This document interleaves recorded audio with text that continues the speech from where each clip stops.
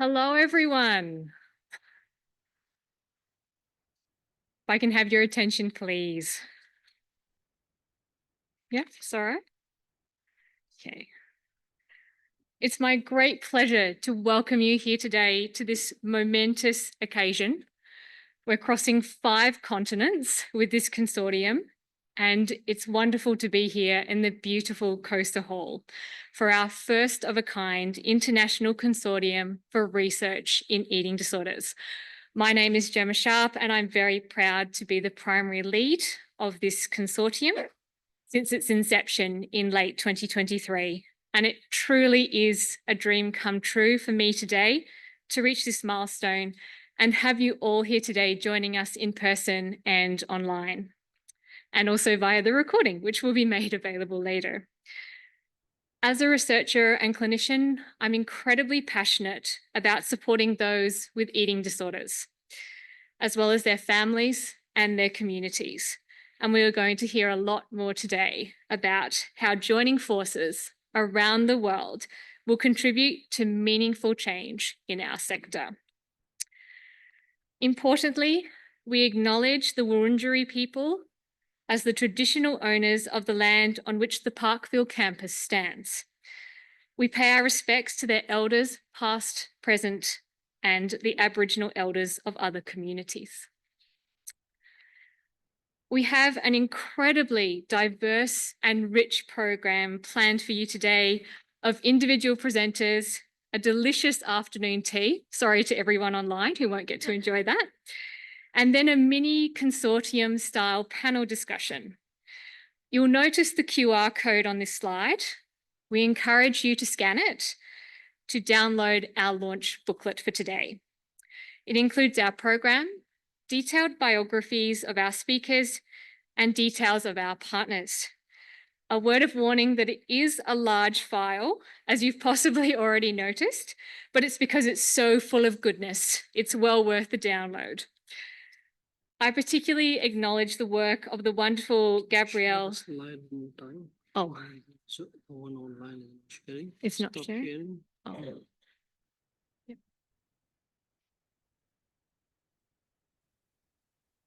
Yep. Not sharing?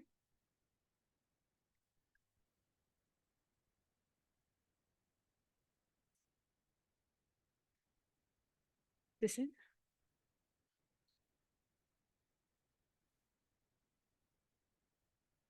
It's paused. Sorry, folks. Yeah. Yeah.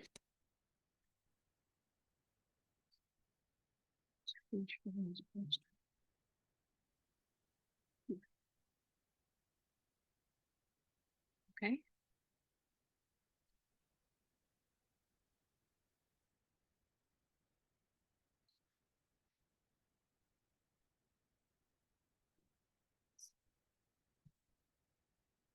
Stop sharing now. Share the entire screen.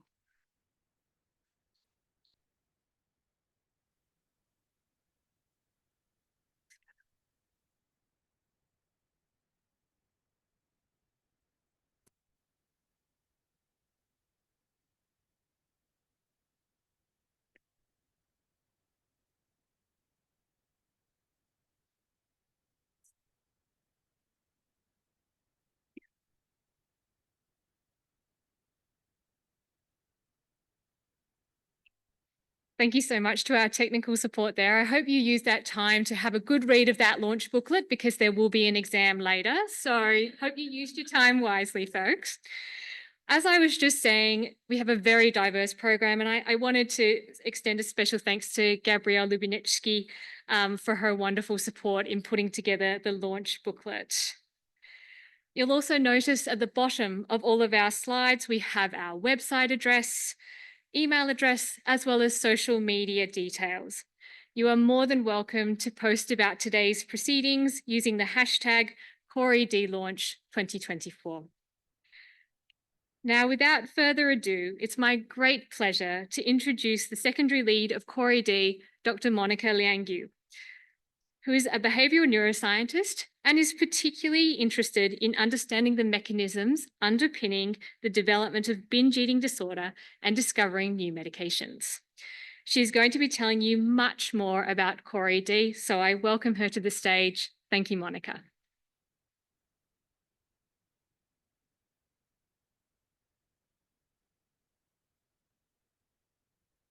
Hi, everybody. A very warm welcome to all of you that join us today in Melbourne and online. Today marks a significant milestone in our collective journey towards understanding and addressing eating disorders.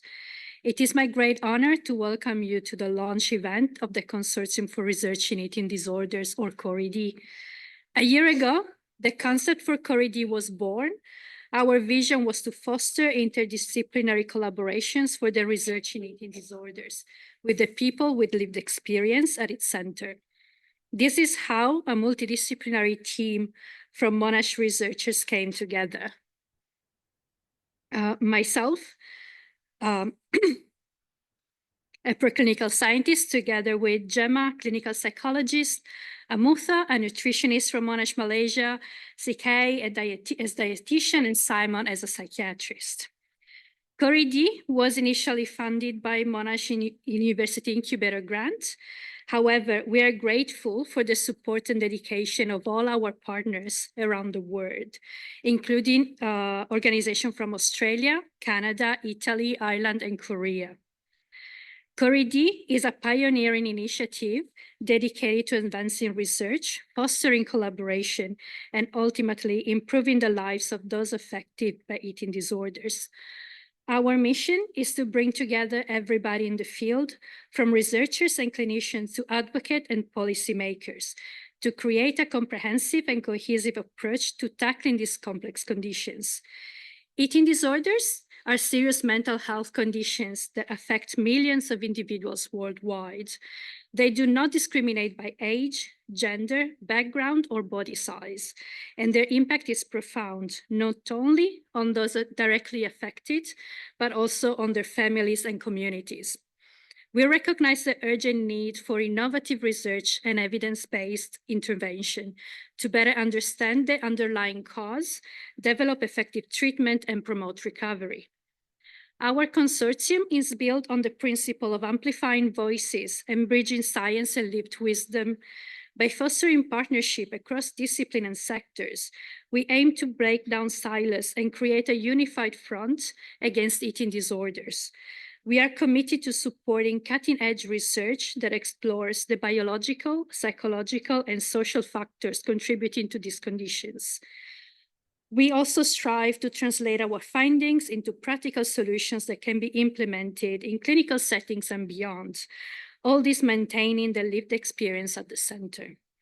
Today, as we officially launch CoRe-ED, we are filled with hope and determination. We are confident that through our collective efforts, we can make meaningful difference in the lives of those affected by eating disorders. We are extremely grateful to all of you for joining us on this important journey. We have about 650 people registered today from all over the world. Your presence here today is a testament to the shared commitment we all have to this cause. Finally, I would like to thank all of our speakers and volunteers for helping us today, ensuring a smooth run of launch event. And without further ado, I would like to introduce MIPS Director, Professor Chris Porter, to join the stage here now. Thank you so much.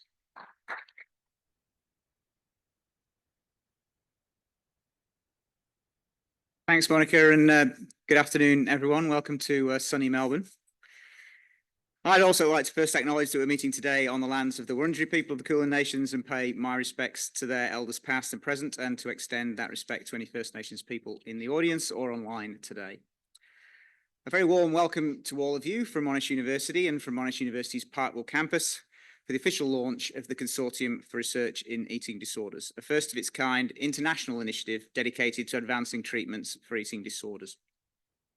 I'm very grateful to be joined today by many distinguished guests, both in person and virtually, from various corners of the globe, of course from Australia, but also Canada, Malaysia, Ireland, Italy, and Korea. First, I'd like to start by acknowledging both state and federal government representatives who have generously given their time today, including Parliamentary Secretary for Mental Health and Suicide Prevention, Tim Richardson. Thank you. Along with Federal Assistant Minister for Health and Aged Care and Assistant Minister for Indigenous Health, the Honourable Jed Kearney, who is unable to be here in person today, but will be sharing a message with us via video.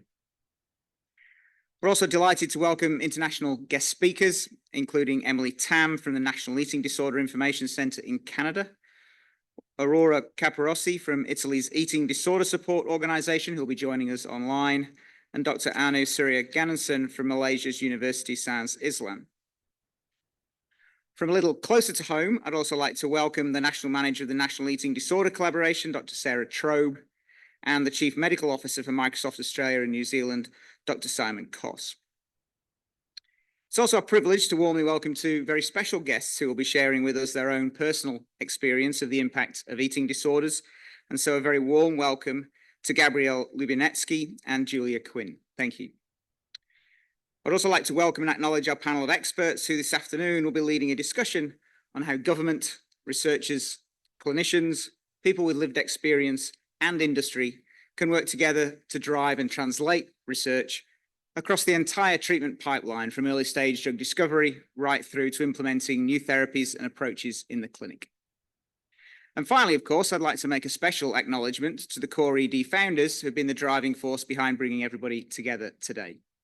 In particular, Associate Professor Gemma Sharp from the Faculty of Medicine, Nursing and Health Sciences here at Monash University, and Dr. Monica Langew from here at the Monash Institute of Pharmaceutical Sciences. They've worked tirelessly to make today happen together with their colleagues and partners from Monash University, including Professor Amutha Ramadas and Dr. C.K. Yao and Associate Professor Simon Staffrace from Alfred Health. I'd also like to warmly welcome Professor Yolanda Yetton from the University of Queensland, who are very pleased with providing the closing address later today. So clearly, from that list of the great and the good, there is significant interest in the topic of eating disorders and great recognition of the widespread harm that they can cause. The breadth and depth of the participants in today's meeting is testament to the fact that eating disorders reach all corners of the community, from those with lived experience to policymakers, to the medical community, and to the scientists that seek to better understand the drivers of behavioural change and to discover the treatments that might make a difference around the world. Notably, as was mentioned, whilst this consortium started as a relatively small-scale seed programme here at Monash, it has grown to become a global initiative covering 5 continents and 13 partners from all around the world, including the lead partners Monash, the University of Queensland and the Alfred Health. Importantly, it continues to expand, and this will be critical in bringing together all the key voices and skills in eating disorder research and care.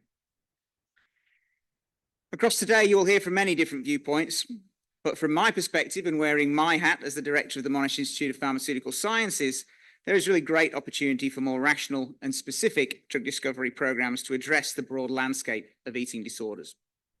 Here at MIPS, we bring together perhaps 500 scientists across 5 major themes of activity, spanning drug discovery biology to medicinal chemistry, drug candidate optimization, through to drug delivery, and finally through to the safer and more effective use of medicines in the community.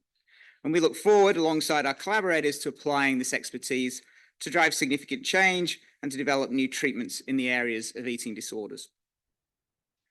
In reality, however, to this point, most drugs that are already available for eating disorders have been repurposed. And by that I mean that they were originally discovered and developed for another purpose and have subsequently been found to have at least some activity in eating disorders. In fact, there's only one drug that's been approved specifically for any eating disorder, and that is for binge eating disorder. And this too was repurposed and initially used to treat ADHD. So in practice, the number of drug treatments is surprisingly small, especially realizing that eating disorders impact around 8% of the world's population.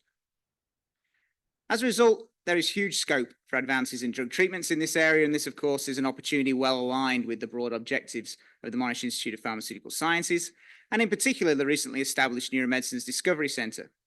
This initiative is led by Professor Chris Langmead, who's in the audience today, and you'll be hearing from later in the panel discussion.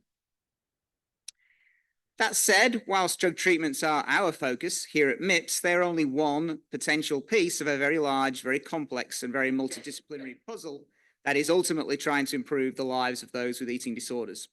And so I'm delighted to see today's launch of the Consortium for Research in Eating Disorders, which at its heart is an initiative designed to bring all of those key stakeholders and experts together in this area and to collectively strive for meaningful change in what is an area of increasing concern right across the community.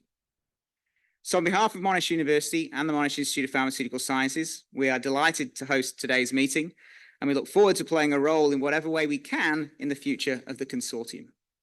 I hope all of you in the room and the many of you that are online have an enjoyable and very productive day, and I wish Gemma and Monica and all of you all success with this initiative. Thank you.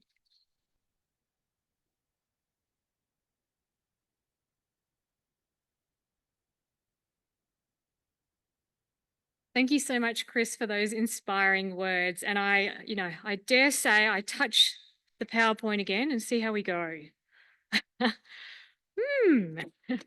Seems to be going not great.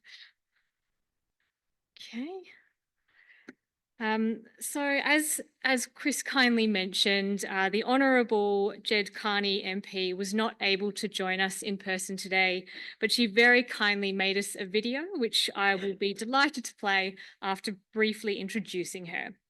So Jed is the federal member for Cooper and the Assistant Minister for Health and Aged Care and Assistant Minister for Indigenous Health. She's a strong voice for social justice, workers' rights and universal healthcare inside Parliament. So I'm going to now try sharing this video. We'll see how we go. I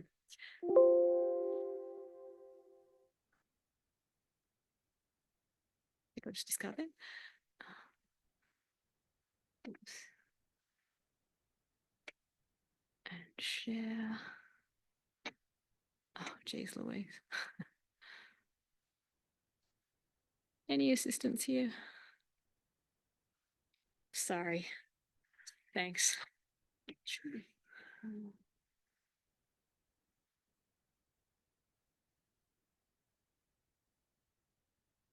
That one. Thanks. And then do we just need to do the volume? Yeah, it is. Hello everyone, I'm Jed Carney, the Assistant Minister for Health and Aged Care and the Assistant Minister for Indigenous Health, and it's an absolute honour to join you here today for the launch of the Consortium for Research in Eating Disorders. I'll begin by acknowledging the traditional custodians of the land where I am recording this, the Wurundjeri people of the Kulin Nation. I pay my respects to their elders past and present, and of course I extend that respect to First Nations people here today. Well, thank you very much to Associate Professor Gemma Sharp for inviting me to speak at this launch. And congratulations, Professor Sharp and Dr. Monica Langview for leading the formation of this historic and much needed consortium. From Monash University right here in Melbourne to Malaysia, Canada, Italy and elsewhere, this consortium is truly global, a first of its kind. And not just because you have researchers and clinicians from all corners of the globe, but because you include advocates, not-for-profit groups, and industry representatives too. Now, most importantly, though, are the people with lived experience. I want to take a moment to acknowledge the generosity of everyone here today with lived experience. You know, sharing your experience to help others is truly so brave and generous. As a nurse and a mum, I know how much pain an eating disorder can cause, but by sharing your stories, you are helping others now and into the future. Sharing your story is truly one of the most powerful things you can do, so thank you. Now, we know that around 1.1 million Australians were affected by eating disorders in 2022-23. The stereotype in mainstream culture is that eating disorders only impact teenage girls, but in fact, people of any age, gender identity, body size, sexuality, or cultural background can develop an eating disorder. The Albanese Labor government recognises that more needs to be done across all sectors and all areas of society to prevent and treat eating disorders. Access to care can be patchy and difficult to navigate, but know that we are working hard, collaborating with state and territory governments and the health and community sector to improve this. There's a range of things that we've been working on, and this includes working with the National Eating Disorders Collaboration to implement the 10-year national strategy, a $100 million investment to improve treatment and services, and $13 million for research through the Australian Eating Disorders Research and Translation Centre.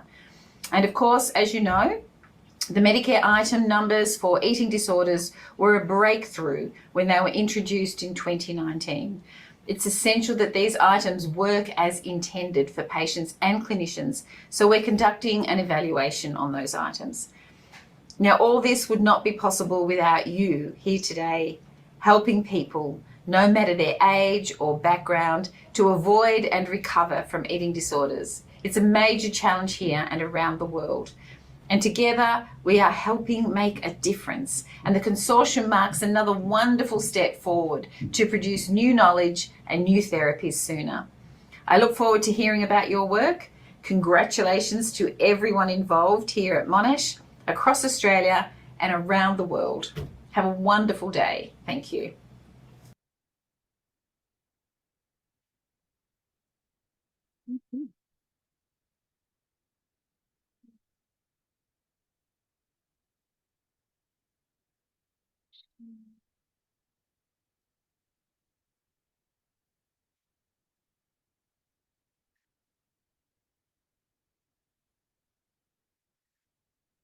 And I would like to introduce Mr. Tim Richardson, MP. He's been very kind to come here today in person. He is the State Mentor for Mordialloc, Parliamentary Secretary for Men's Behaviour Change, Parliamentary Secretary for Mental Health and Suicide Prevention. Please come. Thank you.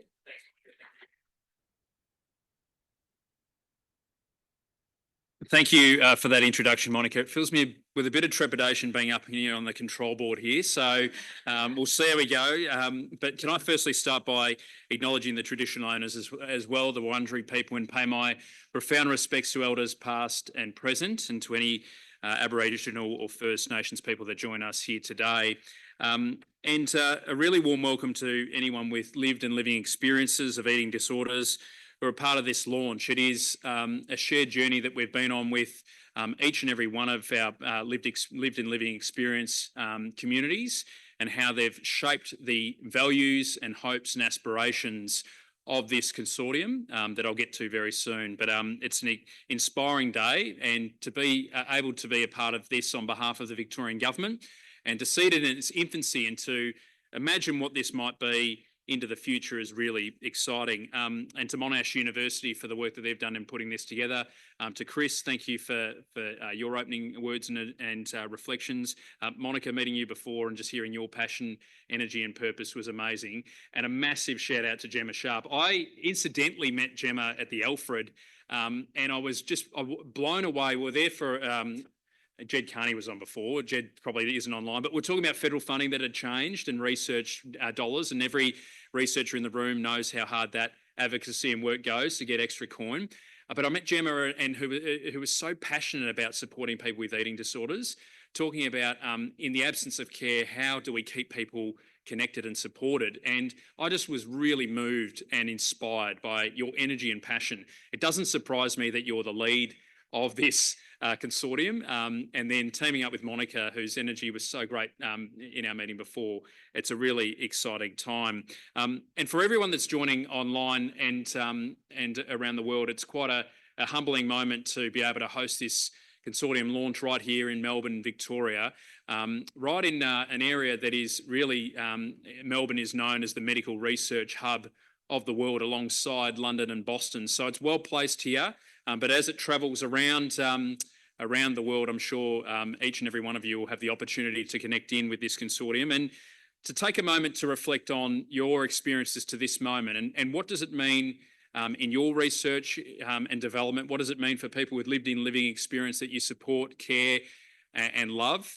And what does this mean 12 to 18 months down the track? What are the things that change and the outcomes that will be delivered? And having been Parliamentary Secretary for Health for a period of time, I've seen the supercharging of research and development and the outcomes for lived experience when we look at cancer research and development, VCCCA is obviously hosted just down the road, and the MPCCC. And when we see that collaboration and work come together, when I see a consortium of international significance, I just wonder for a moment what will be achieved, and that shared knowledge and investment into the future will be so very exciting. I think people are making, I'm literally, there's some smiles from the audience because I've changed your slides. There we go. We're not up. There we go. Goodness me. Seriously, when I looked at, and the microphone was up here, there's another certain part of the stage and I saw the control board. I was actually more nervous not going up there than standing here. So I wanted to obviously reflect on some of the comments that are made, but 8% or 1.1 million Australians impacted by eating disorders is a significant number. It's not something that I think that our communities have a wide understanding of, and there's so much more awareness to build into this. And the gendered nature of the conversations that happen around eating disorders, we need to break down that stigma and that barriers. We see that in mental health and wellbeing, and having been mental health and suicide prevention parliamentary secretary for a number of years, we're still dealing with so much stigma around mental health and wellbeing and treatment. And this area, sadly, the rates of eating disorders and presentations have been steadily rising over the past decade. But we've also seen the impact of the pandemic, particularly on young people, and we need to do all we can to make sure that disproportionate impacts on communities have a disproportionate response and treatment profile. So the high quality research that can uncover opportunities to detect and intervene earlier in eating disorder trajectory are the opportunities that awaits, and if taken, would improve health and mental health outcomes and avoid unnecessary healthcare expenditure. So I just want to take people into a little bit of the work that we're doing in Victoria quickly. We've had a Victorian government that's been really committed and focused on this area. And I want to obviously give a shout out to a really wonderful advocate in Belinda Caldwell, Chief Executive Officer of Eating Disorders Victoria, who's been a really large part of the journey that Minister Stitt, the Minister for Mental Health, and other ministers like Minister Williams has been on as well. But a $31 million investment into eating disorders was the most recent budget outcome, and that new funding aims to increase access to effective and evidence-based treatment, care and support for Victorians impacted by eating disorders. And the funding package includes dedicated research and evaluation to build the evidence base for new funding services and treatment and programs. There's 10 dedicated early intervention professional leads in health and wellbeing services that provide that equitable, integrated support and care for people impacted by eating disorders. There's also the establishment of an eating disorders day program that aims for early intervention in regional and rural communities. The reason that's really important, we know when you get out of the CBD of Melbourne and you go a few kilometres, the impacts on treatment and care start to deteriorate. When you get into regional and rural settings, and people joining us internationally will know this, that there is a disparity in the equity of care and outcomes for people with lived and living experiences, their families and their carers. And so part of that research and evaluation is the clinical element, but the population element to this as well, and that integration with services, regardless of the zip code or the postcode that you're in, that you get the equity of care is so very important. And meeting people where they're at in their treatment journey. The research has demonstrated that improving outcomes can achieve for individuals with an eating disorder, and that targeted treatment is really important. Another initiative is in the home, which is a really important initiative of the Victorian government, the in-home intensive early engagement and treatment program. So that's a really important process and initiative that's been run alongside the infant, child and youth area mental health and wellbeing service. That's really important for where people are at in their care and wellbeing journey, providing that holistic care and support for families and their carers as well. It's something we're really passionate about, and helping people to navigate the system through those challenging times as well. For Victorians with an eating disorder that requires inpatient care, thankfully we have funding that also provides specialist bed-based eating disorder services at the Royal Melbourne, the Austin and Monash Health. And excitingly and critically, the Victoria's first publicly funded residential eating disorders treatment centre will be established at the start of next year, which is a really important thing as well. The new co-design centre will offer both a step down from hospital-based services and a stepped up community-based treatment process as well. We're also really close to launching Victoria's eating disorder strategy over the coming years very soon. So there's some elements in the coming weeks that Victorians and Australians will indeed learn a little bit more about, and that strategy provides a significant opportunity going forward as well. I think for a moment what the strategy looks like as we go year to year and see what the consortium achieves over that time as well. We're really excited to see how that's enhanced and how that supports Victorians and Australians, but then indeed everyone around the world who is impacted by eating disorders. So it's a real humbling moment. I have just huge pride in being able to join Monica and Gemma and everyone here today and everyone online, and for everything that you've done to contribute to this. The launch is just so exciting, and on behalf of the Victorian Government, we wish you all the very best for the future and the opportunities that awaits in research, development and supporting people with lived-in living experience of eating disorders. Congratulations.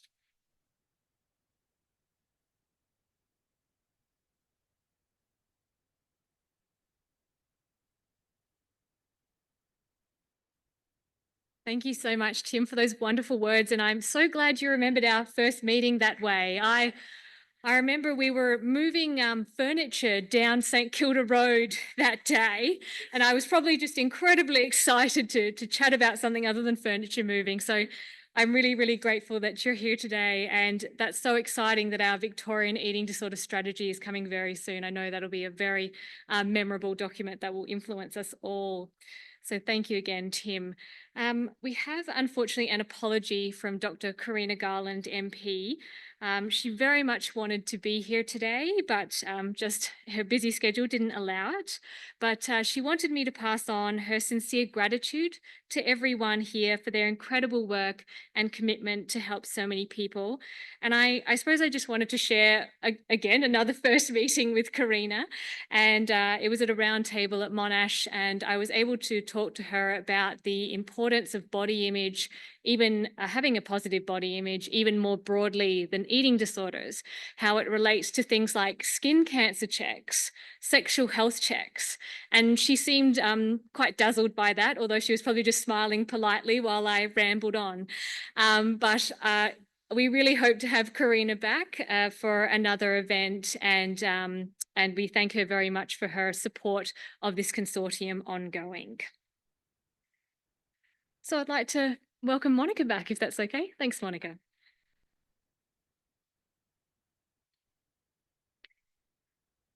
So next, I would like to welcome Emily Tam here on the stage. She is a practicing dietitian that came all the way from Canada to join us today. She's representing the National Eating Disorder Information Center from Canada. Thank you so much.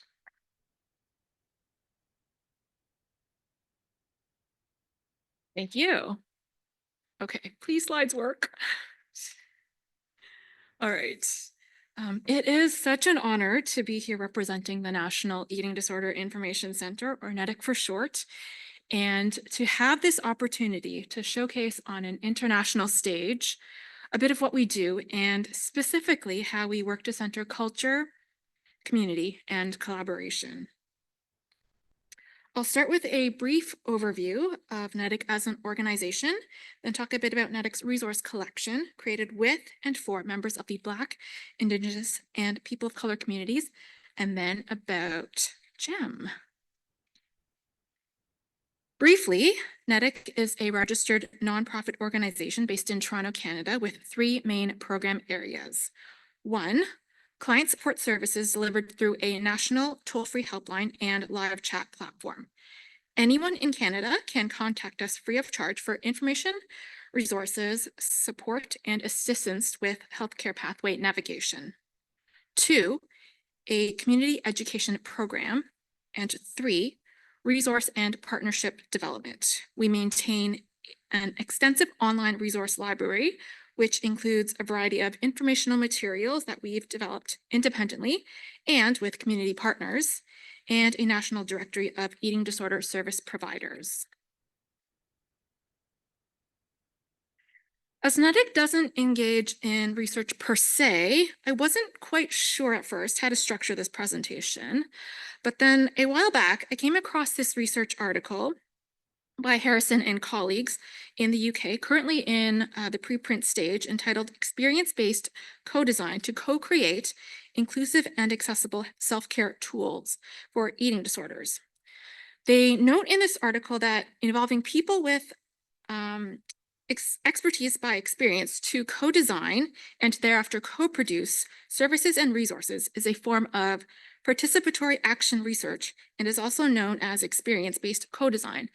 And then a light bulb went off in my head.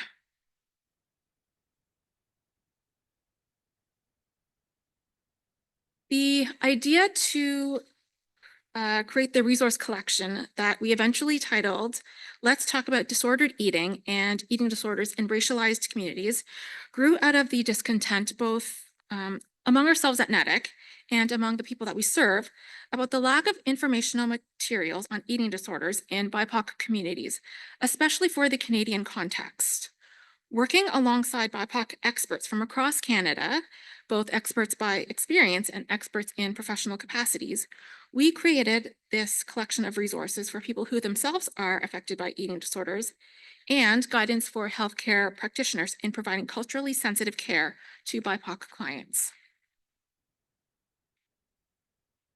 This co-design project began in the spring of 2022 when we at NEDIC came up with a rough outline of what we were thinking the resource collection could consist of.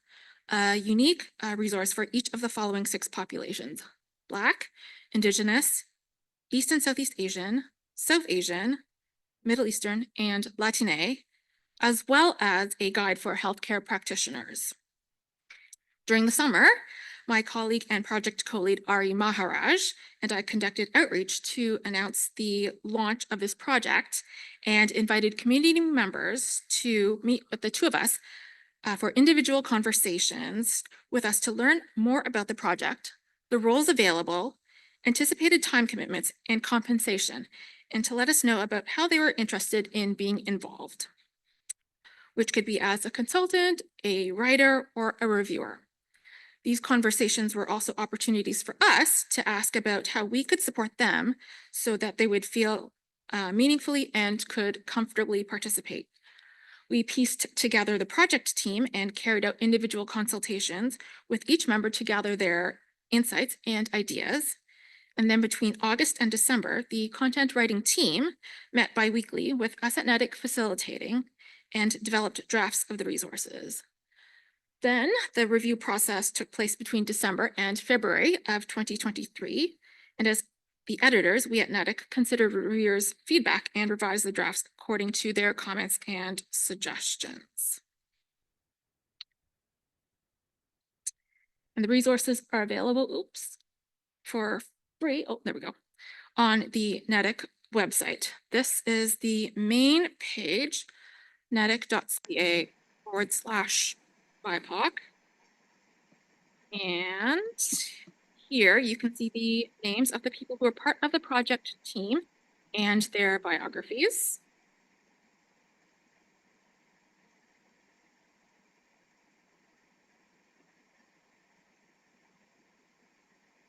And from here, you can navigate to each of the community-specific resources. So here is one of them. You can read the PDF file online, as well as download it. And this is the guidance for healthcare practitioners in providing culturally sensitive care. And now we'll close with a little bit about GEM. So back in the middle of 2021, we at NEDIC noticed that the Butterfly Foundation had introduced a chatbot named Kit to its website, which we naturally found intriguing. And as literature about the positive outcomes for folks in Australia came out, we really started to consider how this technology could enhance our existing helpline services. We recognize that many people want to find and explore material on their own on our website and do that themselves rather than contact the helpline. Our website houses a lot of information, and we saw that a chatbot could facilitate navigation to our top resources. It's an organizational priority for us at NEDIC to connect individuals who have questions about eating disorders with credible information in a timely manner. And we try to make that happen in a variety of different ways. Then late in 2021, we were introduced to Dr. Sharp, who had led the experience-based co-design of KIT, and thank you to Melissa Wilton at Butterfly. And then we started talking, and as of this weekend, Gem, the chatbot, is available on the NEDIC website just in time. And I'm so proud to be here on behalf of NEDIC to highlight how this was accomplished through international collaboration with Gemma and her team at Monash University, and how grateful we are for what they've contributed to the eating disorders field and as our partners. We are really looking forward to seeing initial feedback as it comes in and where we can go from here. So thank you very much.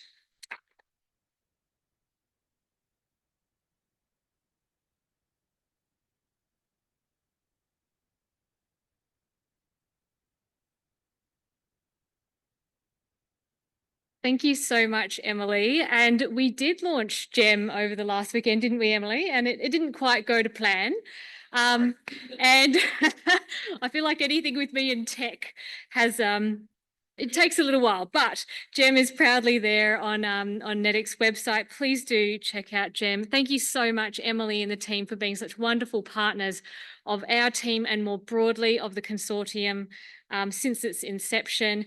And I remember Emily sharing with me just a quick anecdote that she, in elementary school, she had to do a project on a city she wanted to visit.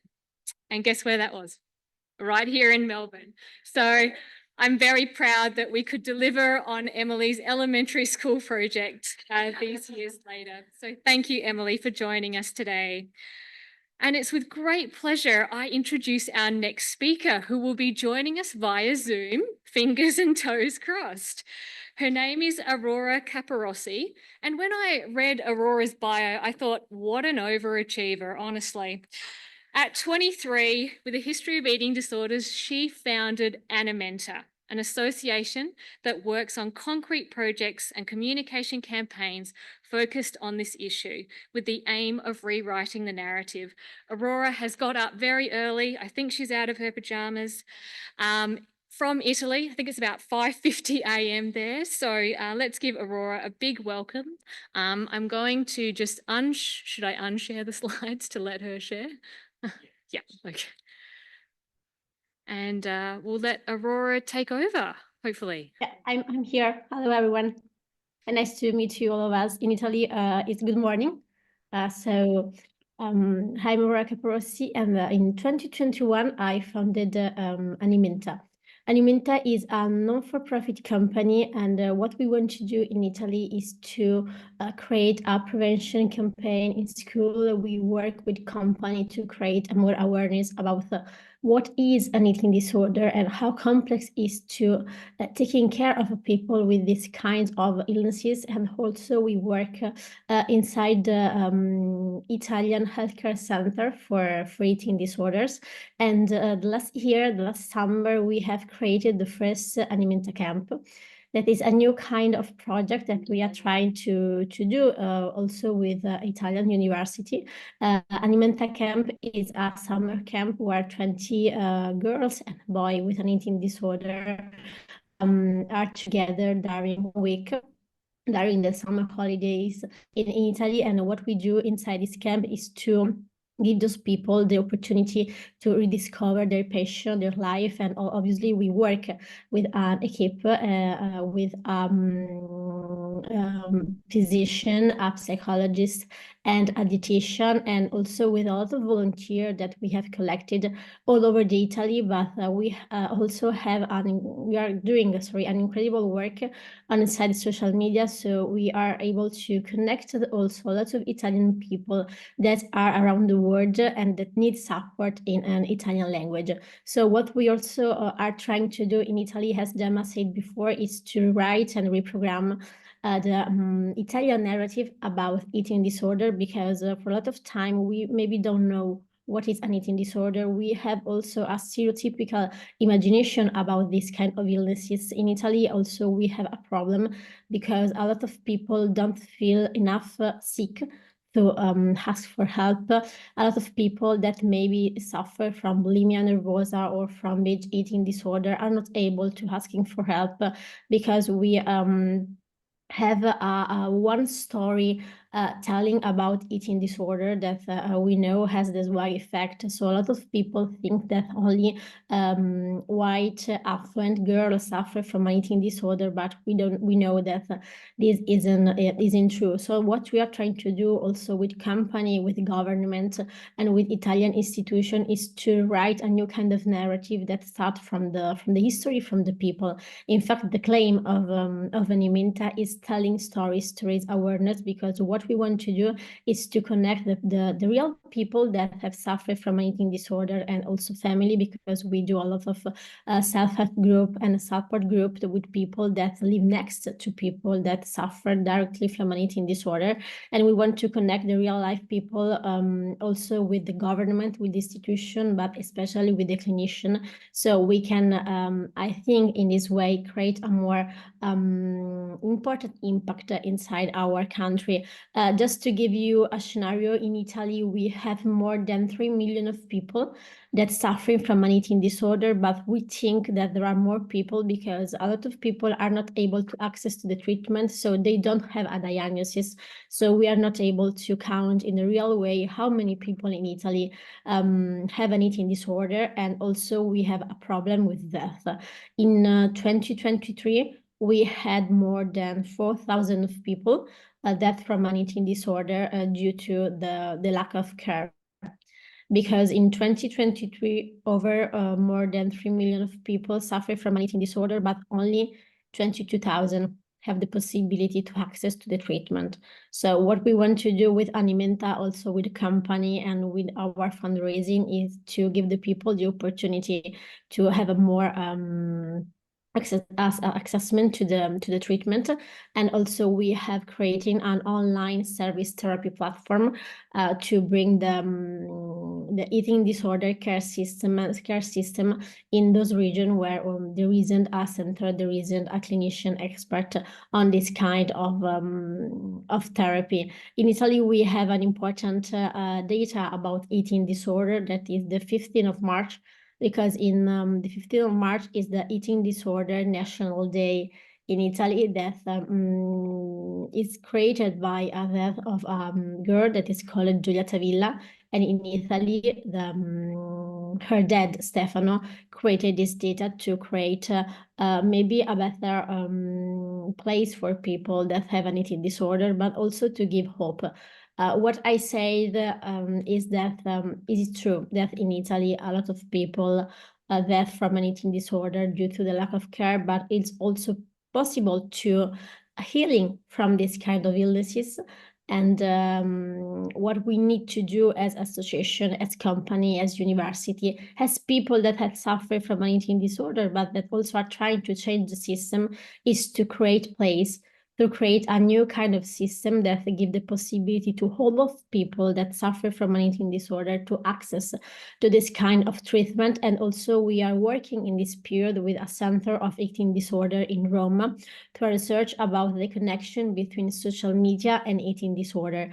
This for us is really important, because when we work 1 time a week inside this center, we see a lot of connection between what the girls, especially I'm talking only about girls, because inside this center of eating disorder, we are working only with female group.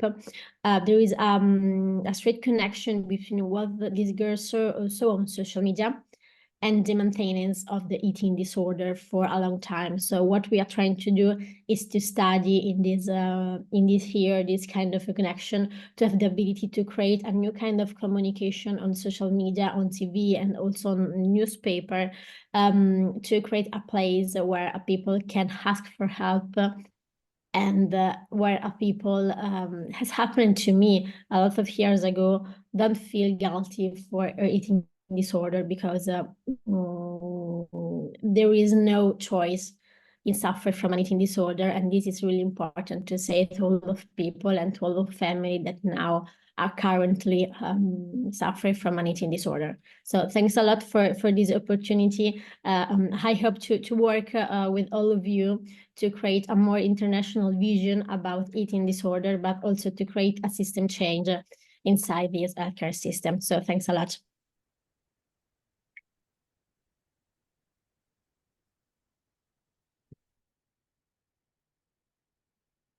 Thank you so much, Aurora.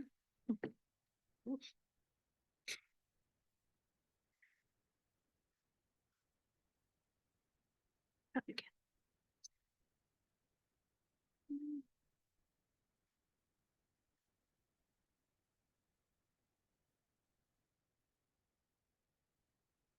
And it is my great honor to introduce Dr. Anu Surya Ganesan, that is joining us today from Malaysia.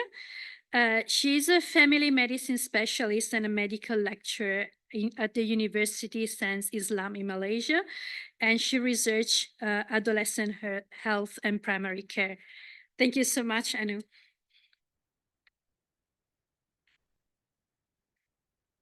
Okay, can you see my slides?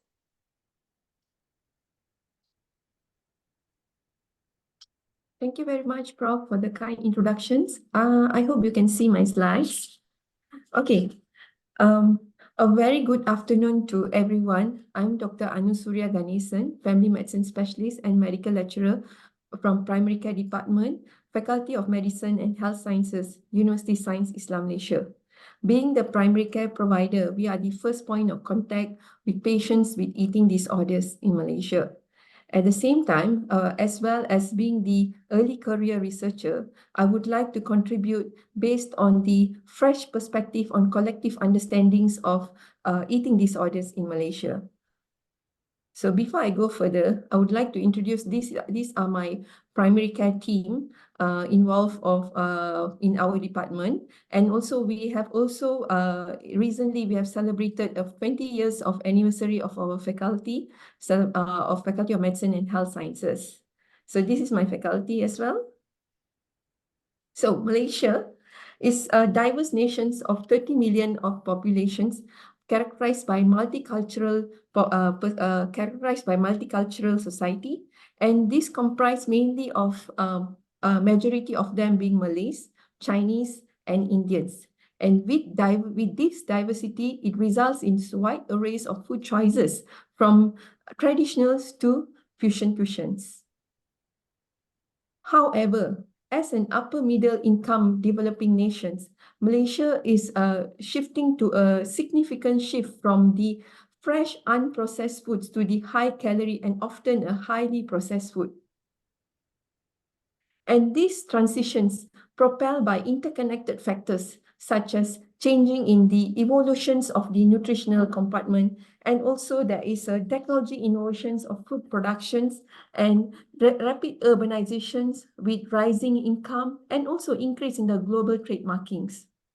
So these transformative forces has led to dual challenges, which is one of them is actually increase in excess in body weight. At the same time, it also increase in the rise of the eating disorders.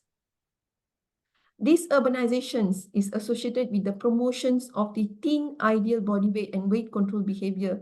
At the same time, it lead to this rise of social media has facilitated to technological advancements, and it's linked to the increased risk of disordered eating and negative body images.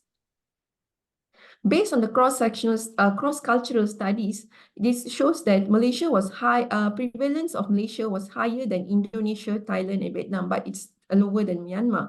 And this suggests that Malaysian university students may be particularly vulnerable to a disordered eating compared to the peers and the most neighboring countries. And based on the 12-month estimated prevalence rate, anorexia nervosa is about 0.05% and bulimia nervosa of 0.12%. Although the national figures estimates in Malaysia are still lacking, there are several studies also were looked into general disordered eating among university students. And based on the recent studies shows that 13.9% of the Malaysian university students has potential risk of eating disorders. And among these, 51.4% of them has other specified feeding or eating disorders, or we call as OSFED, or it's called as atypical anorexia nervosa. And with this, I would like to conclude that USIN can contribute significantly to the research consortium by forming a diverse team of healthcare professionals, psychologists, nutritionists, and data scientists to collaborate on comprehensive eating disorders research. And USIM also could develop and implement a digital intervention platform together with integrating AI-powered early detections. And with this, it will form a hub for the, it will serve a hub for the educations and awareness campaign. And together with this, we would like also to inform that USIN will be soon collaborating with our research consortium team with Prof. Dr. Gemma and also the team, and forming a cross-cultural studies. And I would like to thank to Prof. Dr. Gemma, Prof. Dr. Amuda, and also Prof. Dr. Gita for the opportunity given to us to present for this and share with our consortium. With that, thank you.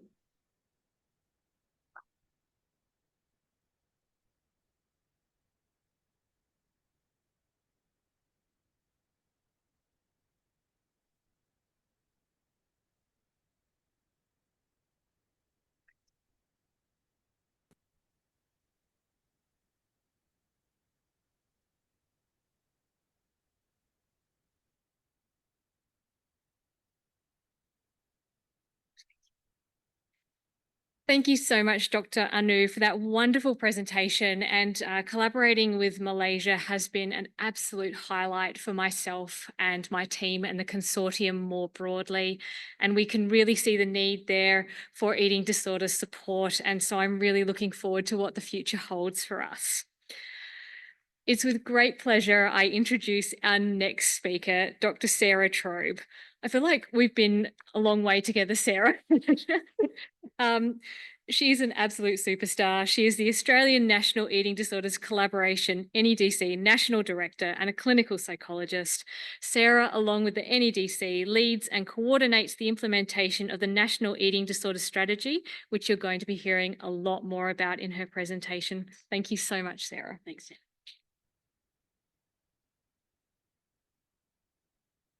Thank you for the opportunity to be here. And I know that we are running ahead of schedule, so I'm going to take a little bit longer than when I had originally planned. So bear with me, Gemma, and I won't go over what we're supposed to go over.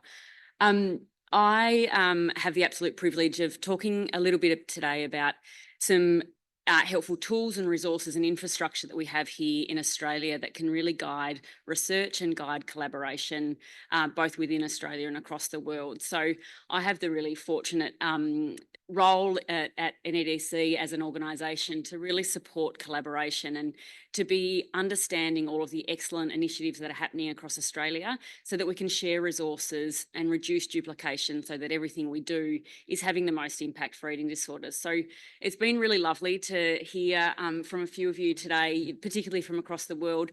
You know, the context from which we're working, it's not that different. You know, we don't have great data, you know, on prevalence where we've got roundabout, we think this is what's happening, and we know that most people are not accessing treatment. So we're up against social media. We know that social media is having a really big impact on our young people. So it's when we're actually recognising the shared context from which we're working, and when I hear about, you know, the sharing of the chatbot with Canada, I get excited when I share something between Victoria and WA or from my home state of Tassie, because it is that, it's the connection of the relationships between all of us that are trying to do a really good thing that we're going to have the most impact. So that's what I'm going to talk about today, is how do we support research through collaboration, which is of course at the heart of what we're all here to talk about today anyway. For those of you who are not familiar with the National Eating Disorders Collaboration, we are funded by the Federal Government Department of Health and Aged Care, and it was really lovely to hear from Jed earlier talking about the Federal Government support of eating disorders and their ongoing commitment. We are funded to build the system of care. I remember before I started working at NEDC, I thought, what does that mean? What does collaboration mean? And if we think about the system as every touch point that a person who is at risk of an eating disorder or someone who is experiencing an eating disorder has, and that's through prevention initiatives, it's through how we're identifying high-risk groups and warning signs, it's being able to respond to that person in the moment and provide them a service that is going to meet the needs, their diverse needs and personalised needs, and providing a holistic wraparound support.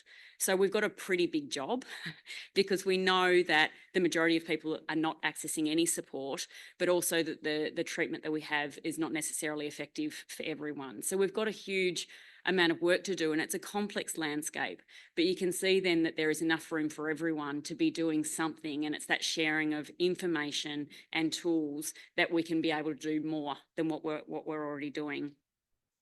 As I mentioned, at the heart of everything that NEDC does, it's in the name, is collaboration. So we are funded to bring the sector together, to share resources, to create stronger relationships between everyone. And so I'm really pleased to be here today to think about collaboration across the world in this instance. So, of course, in building the system of care, we do need research. We've been throwing this term around a lot today around evidence-based treatment, evidence-based services. So what does that actually mean? It's getting research and evaluation and data and evidence behind what we do and putting it into the places where real people are.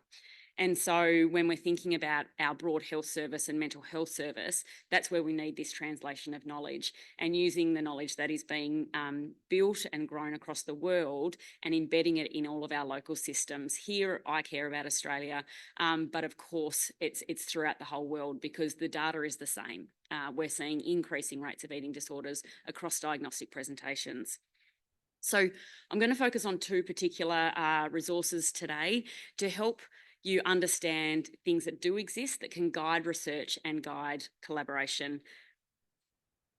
Okay,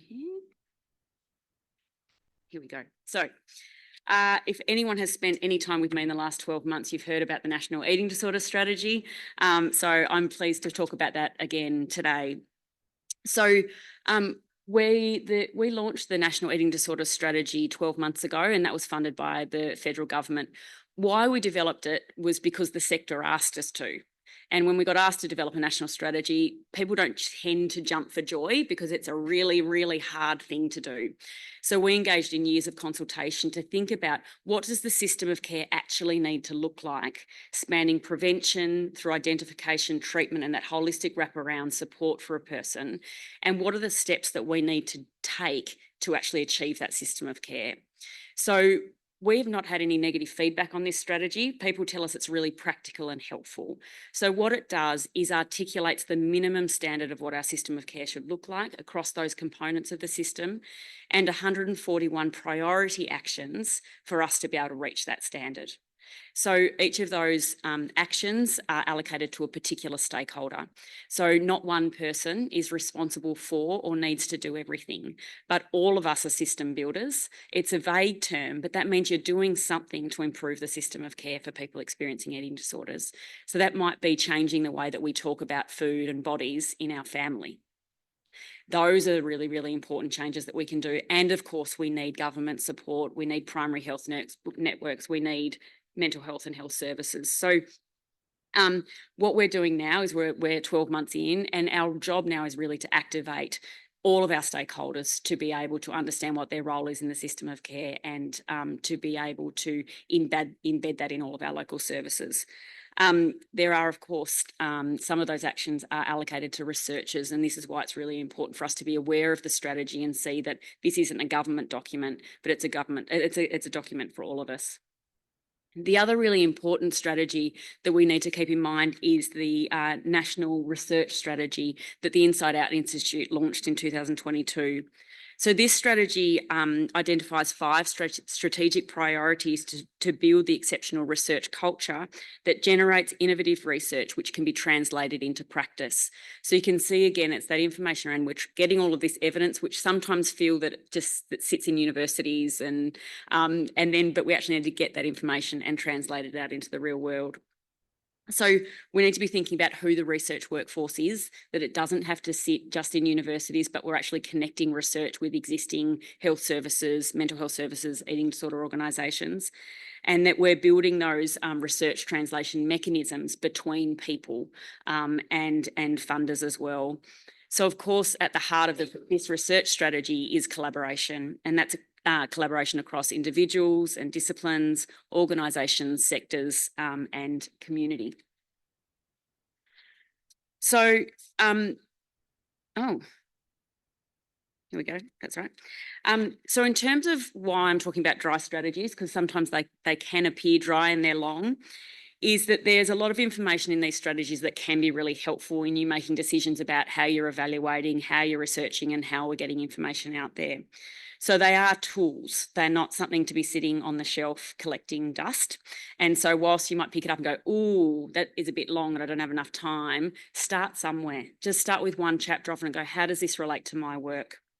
So as I mentioned, in our national strategy, there's 141 priority actions. 8 of those are specific to researchers. So they are saying we need research in these particular areas as foundational building blocks to our system of care. So I encourage you to familiarise yourself if you are responsible for research. In our research strategy, the importance of collaboration is emphasised repeatedly. So we need to consider, how does true collaboration work? How can I establish or strengthen existing relationships or new relationships? Considering who isn't at the table yet and who needs to have a voice. What services or sectors could I collaborate with? And, having the pharmaceutical department here today, I was like, oh yeah, like I don't talk about medicine at all, so it's just really, really important perspectives that we can be bringing in. Both of these strategies have been developed after years of consultation. So there's a lot of voices in here. So relying on those rather than feeling we need to start from scratch. So it tells us what needs to be done. And so I just really encourage you to see them as tools rather than just dry documents.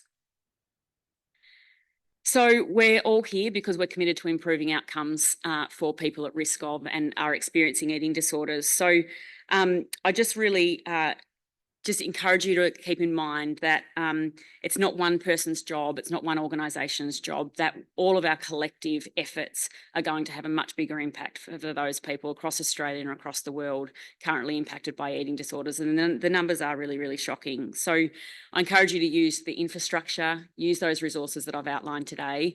And if you've got questions about the national strategy, come and talk to me. If you're thinking, I wonder who else is doing this thing, come and talk to us. That's our job and that's what we're here to do. And I really look forward to having conversations with those of you in the room today and look forward to the relationships that can come from this consortium. Thanks, Gemma.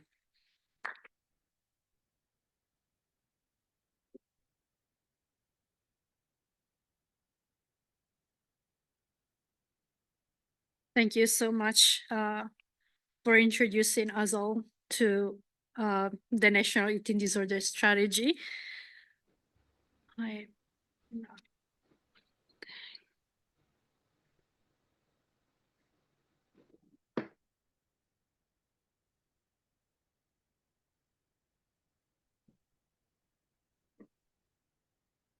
I now would like to introduce Dr. Simon Cost, that is joining us on Zoom from Sydney. And Simon is an international recognized leader in digital health and is currently the Chief Medical Officer in Australia and New Zealand at Microsoft. Thank you so much. Thank you so much. I wish I was down there in Melbourne with you. Unfortunately, here I am in Sydney and can't be there with you today. But we're going to address the important topic of artificial intelligence in healthcare. So just a quick bit about me. I am an ED doctor by background, but to me that means emergency department. And in the emergency department, when I was practicing, I saw how poorly the system addressed people with mental health conditions in a crisis situation. We need to do so much better in educating our workforce so that they can appropriately and contextually look after episodes when they present in a context like I saw, and we also need to do a better job of supporting them across their patient care journey in the community. And that's not just clinicians, that's their whole support tribe as well. So today what I thought we'd do is something a bit different. I'm going to invite Gemma up to the lectern, and we're going to explore this concept of artificial intelligence. Now, what I'd like to do is, let's do this in show. I'm going to show you a little application that was written quickly by a very smart person, and we're not going to focus on the technology today. We're going to focus on the important topic of educating our next generation workforce. To explain to you what you're seeing on the screen at the moment, and I do hope you can see, we've created a generative AI patient simulator. And let me tell you a little bit about the way I was educated as a medical student. It was pretty confrontational. We'd read in our textbooks about what conditions patients might have, and then we would be assessed and examined live. And that might be by a patient in a bed that wasn't really a patient, they were a paid actor to impersonate a given condition, or even more confusingly, it might be the professor of medicine pretending he was a 25-year-old lady, and you had this sense of cognitive dissonance. It was very hard to gain your skills that led to clinical acumen, and as such, doctors have occasionally been criticised for not having great bedside manners. So in this spirit, we decided to lean in and at Microsoft create a bit of a patient simulator. This is not a commercial product. This is just a thought experiment. The code is freely available and open on GitHub in an open source manner. But I just want to show you how generative AI might help us train our next generation workforce. So what are we looking at on the screen here?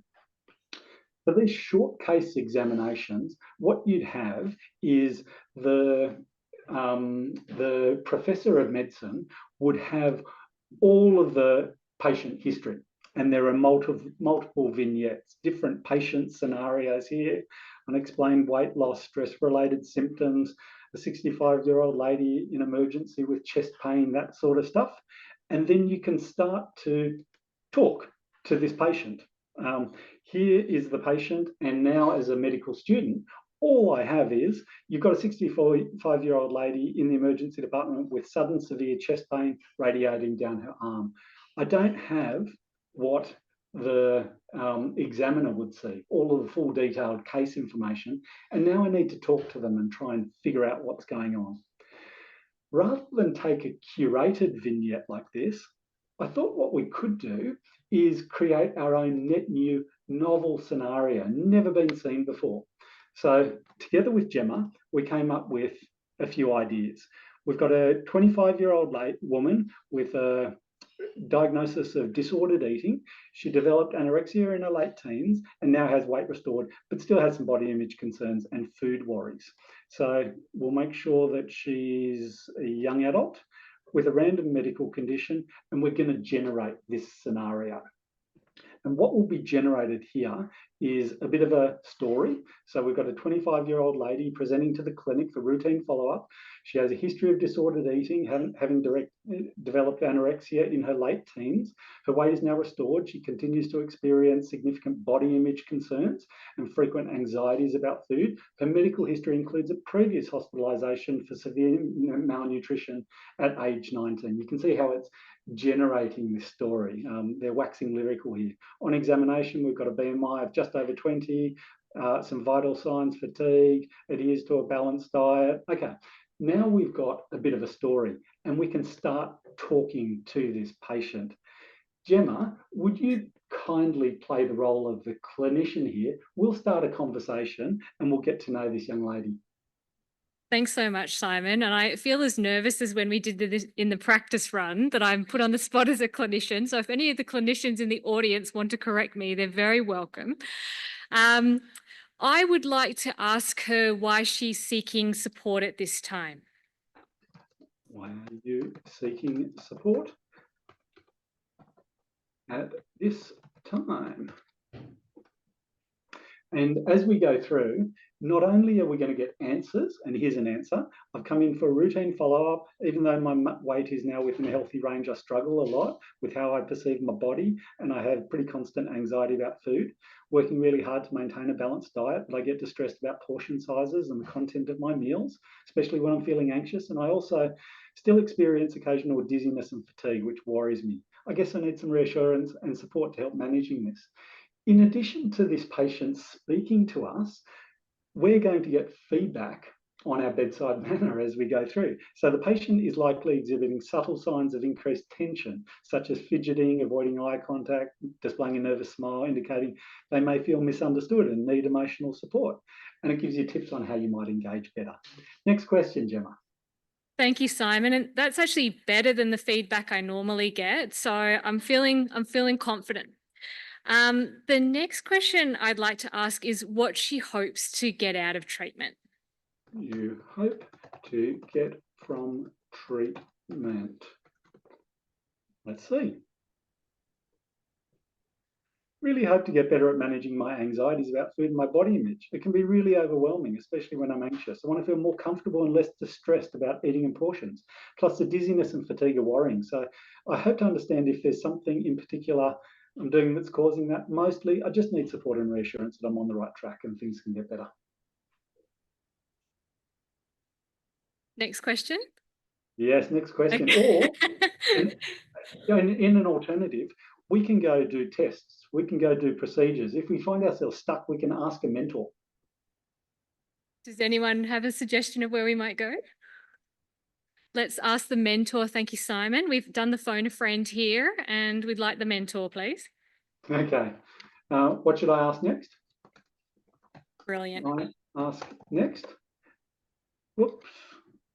Ask about specific circumstances when dizziness and fatigue occur. What time of day? What activities? Ask about dietary intake in more detail, meal frequency, variety, portion sizes. Ask about sleep patterns and quality. Ask about a psychological support system, therapy and support groups, any recent stressors contributing to the anxiety.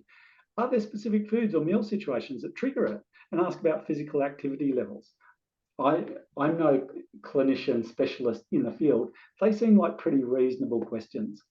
Gemma, are there any tests we might do? Standardized assessments or things like put the patient on the scales? What might be appropriate here? I think I'd like to do an EDEQ, Simon, a very standardized questionnaire in eating disorders. Perform an ED, what was it? EQ. EQ. Perfect. Assessment. Eating disorder questionnaire. Restraint 4.6, eating concern 4, weight concern 4.2, shape concern. Note that scoring typically takes immediate analysis following patient responses, but can vary slightly depending on administration over time. She also said she's anxious, Gemma. Should we assess for that in a standardised way? I know you want to do the K10, Simon. You're chapping at the bit. I want to do a DAS, please. I feel like we're on like Who Wants to Be a Millionaire or something. Perform a DAS assessment. Let's see. DAS results: perfectionism 35, need for approval 40, dependency 32. Typically scoring takes immediate analysis following patient responses, but can vary depending on administration time. We can perform tests, we can do bloods, we can do imaging results, we can do all this sort of stuff. This will tell us what the results are and the time frame that they come back in and contribute to us getting closer to what we think is going on. When we think we're there, we can ask a mentor. We can also question some of these things. So with a mentor, I'm going to say, is a DAS, actually, let's do a BMI. Perform a BMI, 20.1. I'm going to ask a mentor, is a BMI of 201 normal?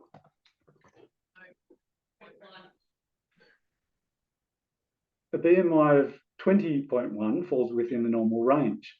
When I did it last time, it said, I think you've made a mistake. The patient doesn't have a BMI of 201 at 20.1. They didn't do it this time. You don't get the same consistent responses over time, but what you do get is general guidance on track. It's almost like if you've got a human helping you through it. This is an interesting little application that was created. Let me show you a little bit behind the scenes, some of the magic that's going on here. What we've created, for those of you who've used generative AI services like ChatGPT or something like that, you start with a prompt. And this is the prompt we used to create the patient scenario. You're an AI specialised in crafting educational medical scenarios for medical students. Your primary task is to generate original cases featuring a patient with young adult who has been diagnosed with random medical condition. Here are some additional features to incorporate.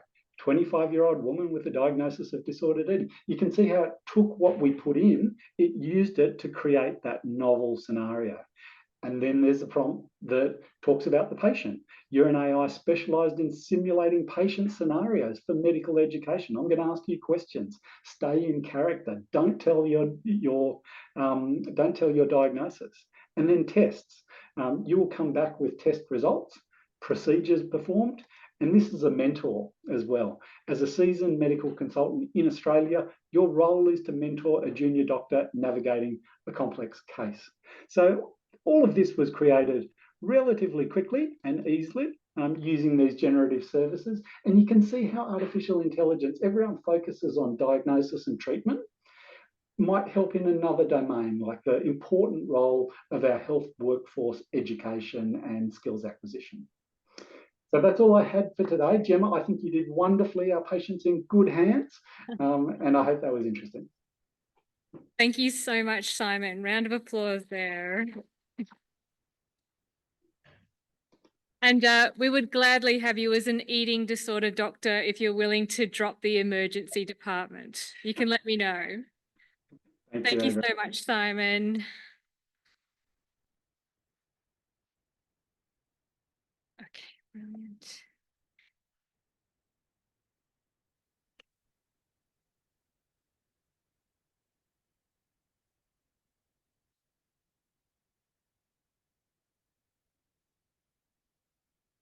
Oh, far. Okay. So we've reached our last presentation before the afternoon tea, which I have seen arrive, but this presentation is well worth the wait. It's by our wonderful lived experience representatives, Gabrielle Lubianeczki and Julia Quinn. They have a wonderful rapport. They've been keeping us entertained all morning here at COSA Hall. So I'm just going to hand it over to them to lead us into the afternoon tea break. Thank you so much, Gabrielle and Julia.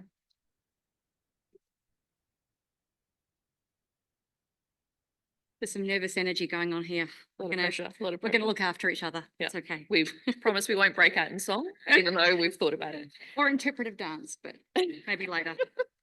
So I'm Gabrielle, Gabby, Gabs, whatever you call me. And I'm Julia. So we've had the privilege of meeting each other and working with each other previously at Eating Disorders Victoria. And we've got Belinda, our CEO, or our former boss there. And we actually got to sit next to each other. And I was a lived experience counsellor and worked on the severe and enduring program. And Julia? Lived experience carer support. Yes. So our journeys, both personal and professional, have shaped our understanding of the challenges that are faced when people are seeking help for eating disorders, and that the power of connection and shared experience in fostering hope. Today, we're here to share our stories and insights, as well as our hopes for how the CoRe-ED consortium can create real change. Yeah. And we believe that working together with lived experience, research, and clinical expertise, we can reshape the future of eating disorders to be more inclusive, compassionate, and effective. So I'm going to go first. So take it away, Julia. Thank you. I'm honoured to be here today to share my perspective as a carer for a young person who has recovered from an eating disorder. I want to extend my gratitude to Gemma for inviting us to speak today, and for the vital work the Consortium for Research in Eating Disorders is embarking on. So with that in mind, I'd like to share a little bit of the personal impact of an eating disorder for our family. Back in 2015, my daughter and I knew nothing about eating disorders. She was 15, academic, bright, perfectionistic, a black and white thinker, highly anxious. I know what you're all thinking. She ticked none of the boxes. Sorry, I get a light in the day. As she entered high school, she began to face challenges in her friendship group and her levels of anxiety grew. Despite our best efforts to support her, things took a turn when she told me she thought it would be a good idea to start eating healthier, and that healthy eating quickly took on a life of its own. Her eating habits changed drastically, her personality changed, her mental health declined, and she became physically and mentally a shadow of her former self. I had no idea how to help her. We encountered many challenges along the way. Despite losing a substantial amount of weight, my daughter remained within a so-called normal BMI weight range. When we went to the GP for help, she was weighed and we were told, oh, well, at least she's still a normal weight. What she heard in the depths of her illness was that she hadn't lost enough weight to be deserving of help. This experience was hugely invalidating for both of us and resulted in a delay of more than 6 months in starting effective treatment while we stumbled around looking for somebody to help us. The eventual diagnosis of atypical anorexia was also confusing for us. Was I supposed to be less worried? Did it mean that the treatment was somehow different? The answer to both of those questions was no. We both had to quickly become strong advocates for her recovery, pushing through the weight stigma and challenges of recovering back into the body she had previously felt such dissatisfaction with. In her words, I turned up to treatment in the body size the other girls were weight restoring into. This just made her hard road to recovery even harder.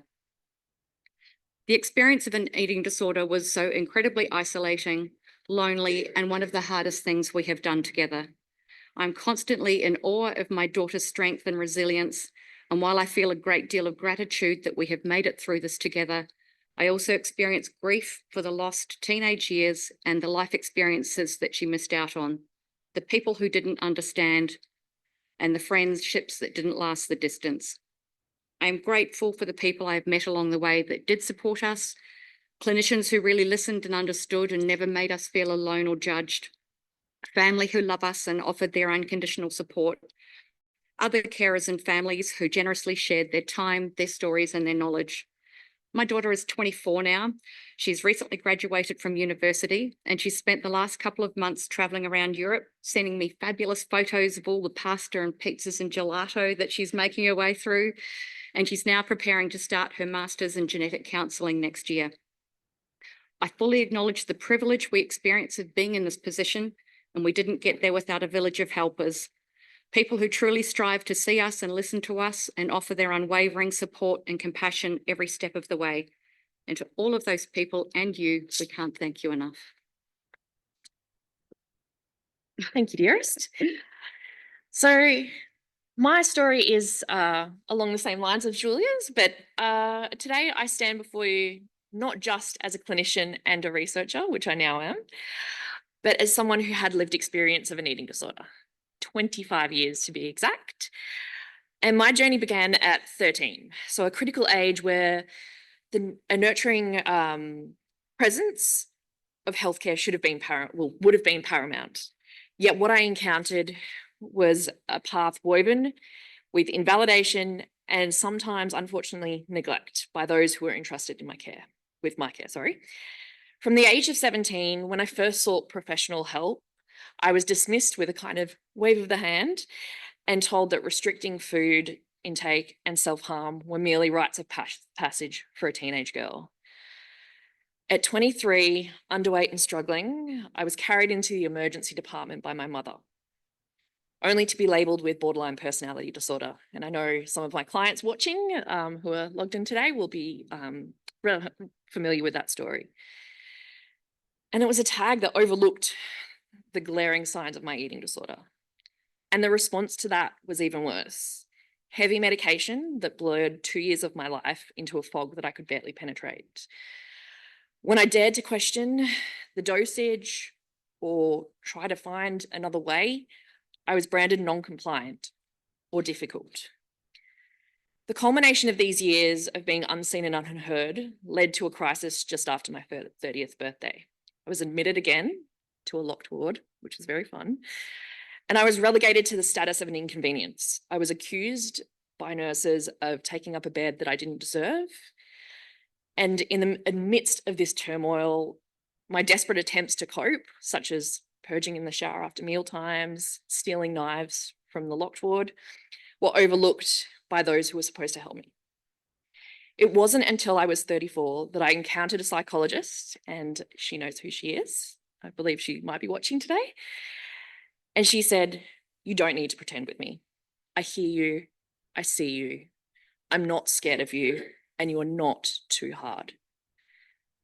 This is burnt into my memory because it was the first time I was truly seen and heard, and I started my healing path. Her approach wasn't dictated by rigid protocols, but it was attuned to the nuances of my own experiences and offered compassion instead of judgment. So why do I share this story with you today? Because each of us understands the profound impact of feeling seen and heard. And my experiences illustrate a poignant truth. The approach to treating eating disorders needs a foundational shift towards more empathetic, understanding, and patient-centered care. And as we discuss the future of eating disorder treatment, I would love for us to lean into the principle that recovery is not just about managing the symptoms. It's about understanding and embracing the person behind them. The journey to recovery should not be a solitary one. It should be one where we hold each other up through our shared vulnerabilities and our strengths. And in this spirit, I would really like to extend my heartfelt gratitude to one of the leaders of CoRe-ED, Gemma Sharp. Gemma has taken a chance on me, someone with 25 years of lived experience of an eating disorder, who's in recovery, who's now a clinician, but I'm now her PhD candidate. And she's embraced these valuable insights that I have, which I didn't know I had, but thanks. and what that can bring to academic research. Under her guidance, I've delved deeply into the realms of stigma, barriers to care, facilitators of care for those battling eating disorders. Her support has been instrumental in allowing me to investigate and advocate for what individuals with eating disorders need, precisely when they need it. So in sharing our stories, Julia and I invite you to reflect on how we can collectively foster an environment where no individual feels like an afterthought in their own care. How can we equip our treatment frameworks to truly hear and see our patients? How do we ensure that compassion is not just an ideal, but a cornerstone of the care? Thank you.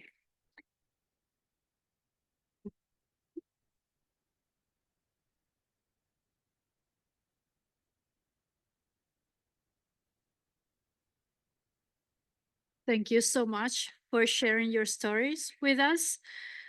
I think I speak from a preclinical researcher that ever sees any people with lived experience. We truly appreciate this because we really need that. We really need to know what it actually means if we want to find new treatments. And now I would like, this is probably the moment that everybody is waiting for. Is our afternoon tea, which has been sponsored by Alfred Health. The afternoon tea is from Mabu Mabu, an indigenous restaurant here in Melbourne. So I'm sure it's going to be absolutely delicious. And then we'll be back here at 3:30 for the panel discussion. Thank you so much, everybody.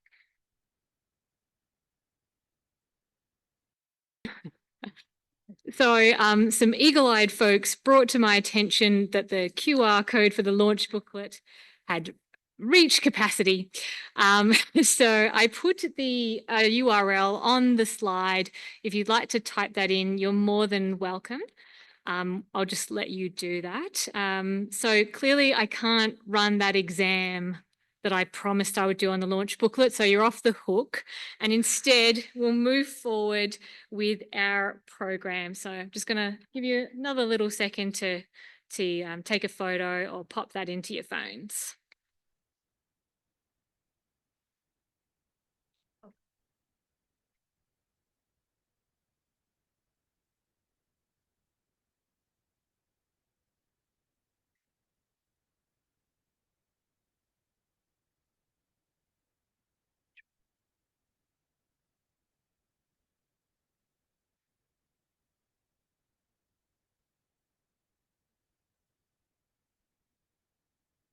All right, so now it gives me great pleasure to bring us to our mini consortium panel discussion.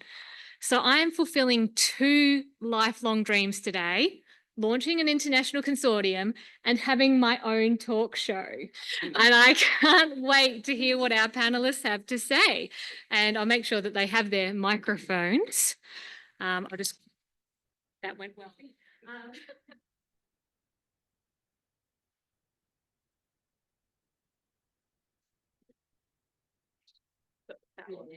So the topic of our panel discussion is how do we best translate research along every step of the research pipeline so it reaches those who will benefit. And we are very grateful for our sponsor for this panel section. You may have noticed in the booklet, it said our sponsor was Microba, but Clinical Microbiomics has now assumed responsibilities for Microba as they have decided to focus on diagnostics.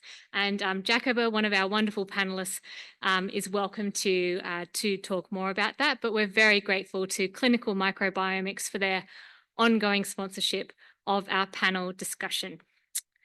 So I'm actually not going to introduce everyone. I'm going to let them introduce themselves. And when I wrote to them, I said they have 1 to 2 minutes to talk on this topic, as well as giving themselves a brief introduction. Of course, their extensive bios are in the launch booklet, so you're very welcome to check out these very accomplished people in the launch booklet. So what a big question we're asking. And I might actually throw to Louise first, if that's okay, to give us her impressions on how we best translate research. Hi, my name is Louise. I'm representing the voice of a lived experience carer. When I met my partner 9 years ago, he was malnourished and had very restricted eating. And my work actually involves visiting dietitians and pediatricians. And a conversation with one of my visits uncovered that my partner could in fact have ARFID, which I had never heard of before. And this was a very important turning point, as we believe my partner's probably had ARFID since he was probably 5 years old, and he was 30 at this point. So he'd had severe malnutrition that whole entire time. Just by chance, I attended a Dietitians Australia meeting in Tasmania that month, and it was the subject just happened to be about disordered eating. So this started my learning journey in that space. But my background, I was just saying to Gemma, I was 15 years in pharmacy, so I definitely saw the other side of the anxiety medications and all that side of things before.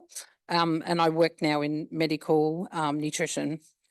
So a lot of things have changed since we had our diagnosis. So it's very exciting to see such a huge community of people now working in this field, and it's grown a lot. So researchers like Gemma and others around the world coming together to dedicate their research in this space. But how do we effectively disseminate that research finding to be able to help as many people as possible and as quickly as possible? So all fields of involved in treatment must come together like we have today, including people with lived experience like myself as a united front. Those of us with lived experience can offer insight that data and numbers can't. We bring a personal narrative that make research findings relatable and understandable. We can help translate findings into an easy to understand language to get the message across to those without a clinical background. New information needs to be accessible. So traditionally we'd be finding in publishing in journals and things like that, but just takes so much longer to get out there. So hubs like that are formed recently, like Inside Out, GP Hub, and Z, offering short updated modules quickly to different healthcare professionals for credentialing, could effectively get this research out there much quicker. It's great to be involved in key speaking at psychology, dietetics, GP conferences. All of these have interest groups within them, but we can also reach the right people very quickly. So it's great to see representation today. I volunteer at EDFA as a facilitator, but we also have EDV, ANZ, SEED, National Eating Disorder Collaboration, Butterfly Foundation, and each of these group run online information sessions. And this is actually how I met Gemma in the first place, webinar. So it's great to keep in touch with those organisations and do guest speaking to get that new information out very quickly. So that's a really good way of doing that. And it also generates hope for families, knowing that there's new research that are coming, because often we have people that have been had long some up to like 20 years of eating disorder. So giving them hope that there's other things out there is very important.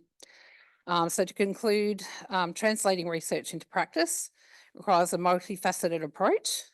It's about making connections between people like we have been today, ensuring open access to information and creating spaces where knowledge flows freely. And today, CoRe-ED is a wonderful way of bringing all those groups around the world, as well as within Australia, together so we can strive for better outcomes. Thank you so much, Louise. I don't know what anyone else is going to say now. You were so comprehensive. No, I know that there's so much expertise on that stage up there. And you know what? I'm going to call people at random so they remain anxious for the entire time. So I got to call Susan Barnett next, if that's okay, Susan.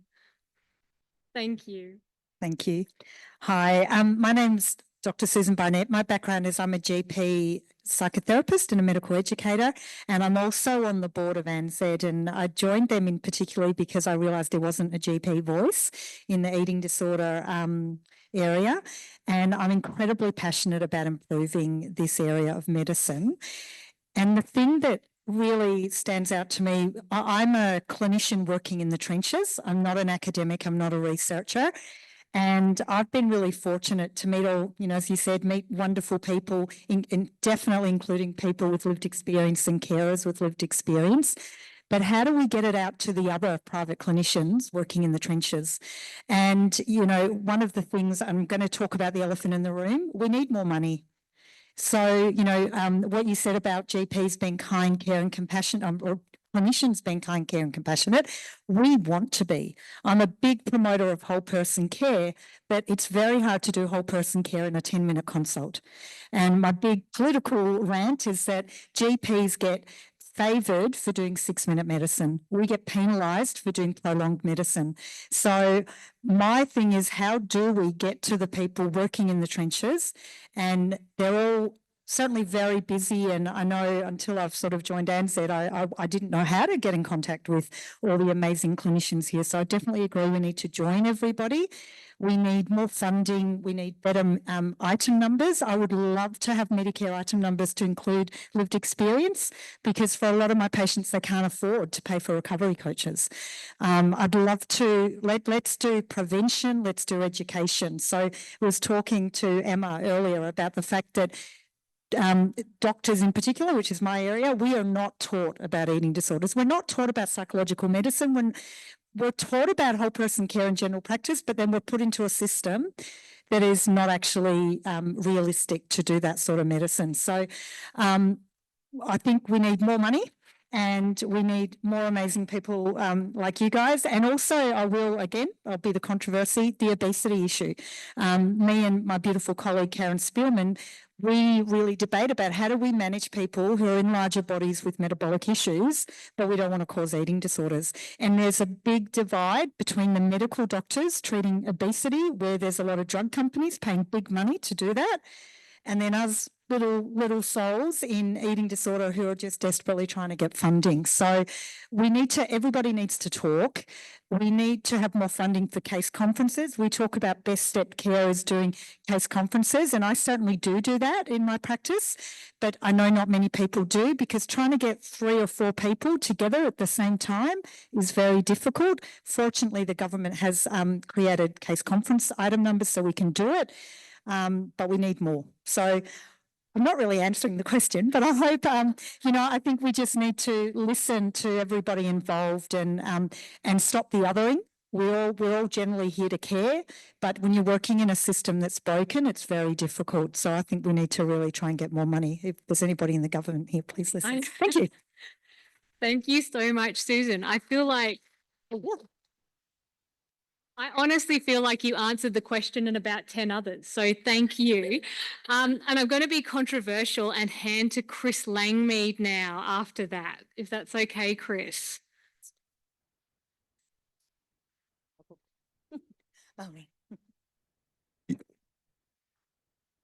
Okay, so you want an industry perspective now, Gemma.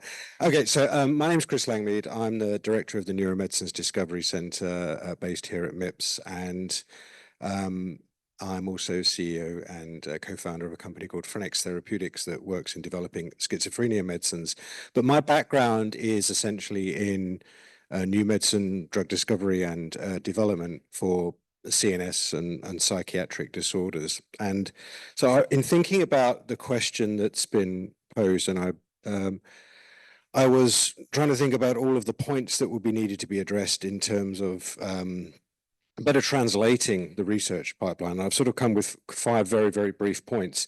The first is that if we're going to be developing new medicines is in whatever space, I think in psychiatry, we have to be aware that medicines alone are not the answer to everything. They're not the be all and end all. They come in combination with psychosocial care and wraparound care. And I think that's really important to make that point. But specifically around the development of new medicines, we need to start working on drug targets that are really well validated. And that means that, we've actually started with patients and then gone backwards and trying to understand the sort of the neurobiology of what is happening in eating disorders. And then appropriately develop, the second point is appropriately develop a forward translational strategy such that we have animal models and tests that are absolutely going to be necessary to develop new medicines, but are as reflective as the clinical landscape as they can be. The third point is that clinical trial design is going to be absolutely critical. And we see, for an example, we see the issues that are presenting themselves now with the assessment of psychedelic medicines or psychedelic drugs and their combination with psychotherapy, and how challenging that is to do in a sort of well-regulated clinical trial environment.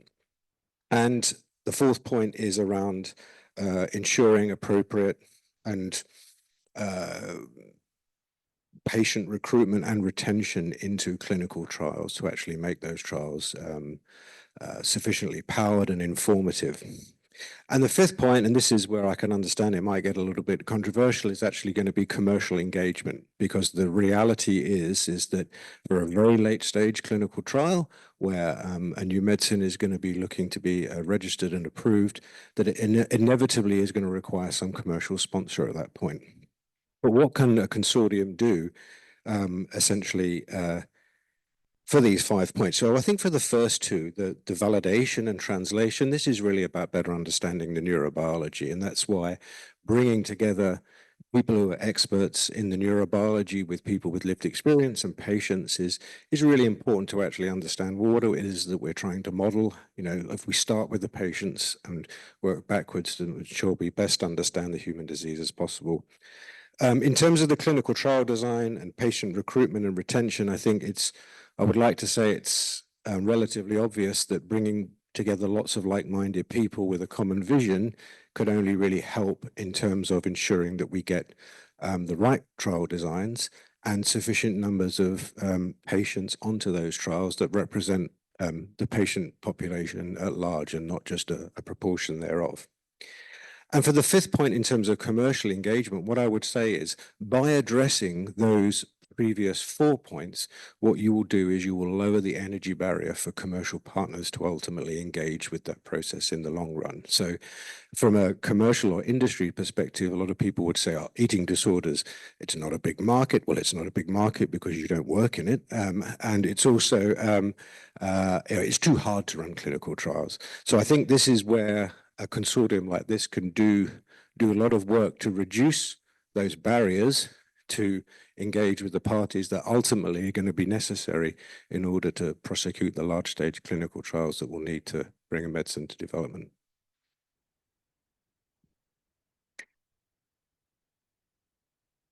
Thank you. Thank you so much, Chris. That sounded like quite political, that 5-point plan. I'm sad that Tim has left, but I'll make sure he watches this recording. Thank you so much, Chris. I am going to hand to Amutha now. I had a deal with Monica and Amutha that they wouldn't go first, so I've held up my end of the deal, but I would love to hear from Amutha now. Thank you. Thanks, Gemma. Okay, I'm Amuda. I'm a registered nutritionist and associate professor, Monash, Malaysia. So I have my research focused in public health nutrition, focusing in Malaysia and Southeast Asia. My research work generally revolves around understanding the predictors of diet-related diet-related health issues and assessing different types of community-based interventions to address those issues. So in recent time, being a researcher who I am, okay, working on the consortium with Monica and Gemma, I've been exploring the existing evidence on eating disorders in my region, and I found the figures rather shocking. You probably have seen Dr. Anu sharing some of the figures. 14% of Malaysian university students may have eating disorders, while a neighboring country, Myanmar, in the same region having the prevalence at 21% and so on.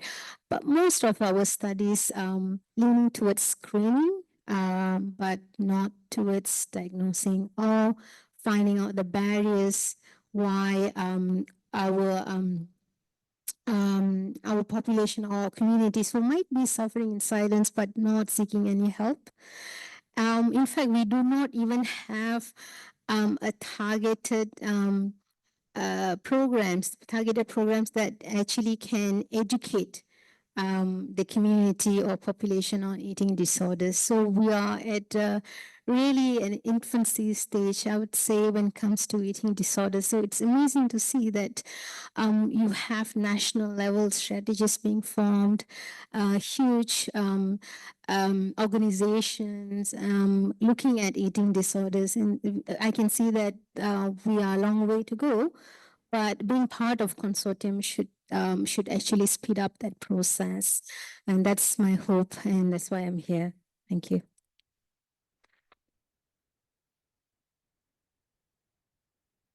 Thank you so much, Amutha, and that's absolutely our plan as well, that we help all countries around the world from the wonderful expertise that we have here locally.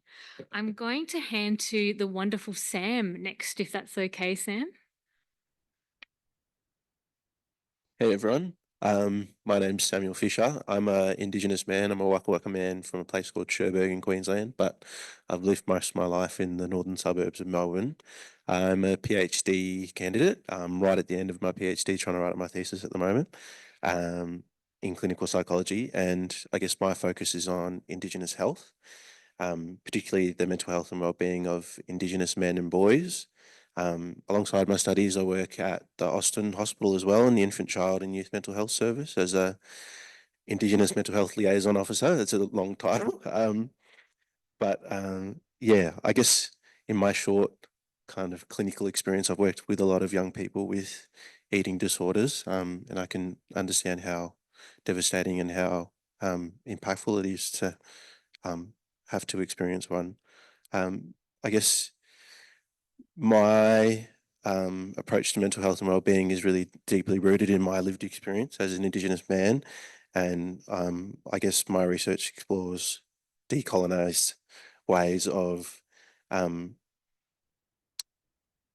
intervening alongside kind of mainstream therapeutic approaches and incorporating Indigenous and decolonized models of wellbeing, and how we can bring those to our practice.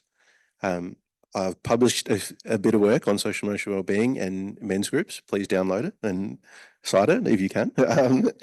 And I'm really excited to be part of today's discussion. where we can, I guess, explore how to utilise community-driven approaches and engage in knowledge translation, which I think is really important in Indigenous health research as well, because Indigenous voices have, I guess, long been excluded from mainstream academic research. And so that knowledge translation is, I think, an integral part of understanding how to address eating disorders, but more broadly, mental health and wellbeing as well in communities. I think effective research translation is crucial for ensuring that knowledge that we generate really benefits communities. When working with Indigenous populations, I think it's really important to prioritise engagement and leadership by Indigenous peoples throughout the research timeline, and that includes right from the inception of thinking about what research project should we do. I think it's important that we engage with these people to ensure their cultural values and priorities are really guiding what we look at and what we seek to understand. I think it's important to also utilise Indigenous ways of knowing, being and doing.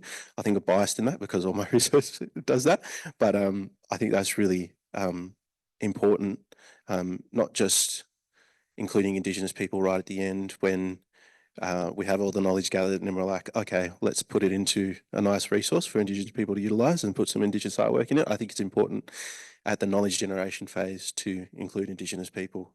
I think in doing that, we also need to respect cultural protocols and protect the intellectual property rights of Indigenous peoples as well, ensuring that any research is generated, that it's owned by the community as well. I think we have to be strengths-based in the way that we approach mental health and wellbeing for Indigenous communities, and not just highlighting deficits solely, but acknowledging the strengths that Indigenous people have and all the effort communities have put towards improving their wellbeing and addressing the many things that Indigenous communities face.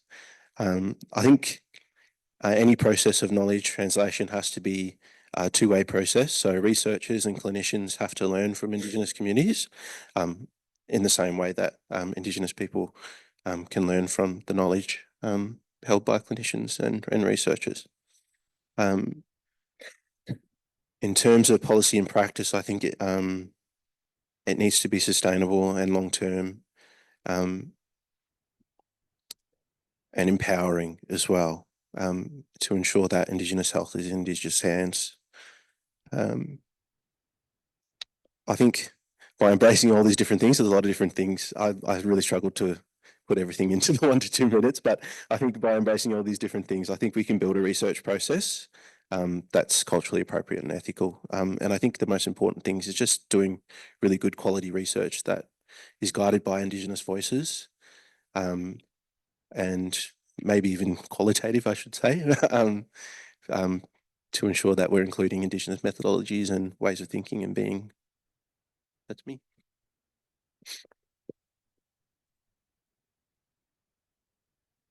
Thank you so much, Sam, for those inspiring words. And we are very happy to share and cite your research in the consortium. So feel free to share it with us. And thank you for taking time away from writing your thesis. I know you're having the time of your life. So we're very grateful to have you. So next, I'm going to pass over to Gabrielle, if that's okay.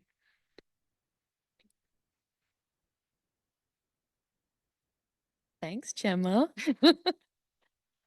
My name is Gabrielle Lubiniecki. I am, I'm coming today from a lived experience perspective, but I'm also a PhD candidate under Gemma, with my research in the impacts of medical trauma on the severe and enduring eating disorders population. So that makes me very popular with a lot of the medical community, I'm sure.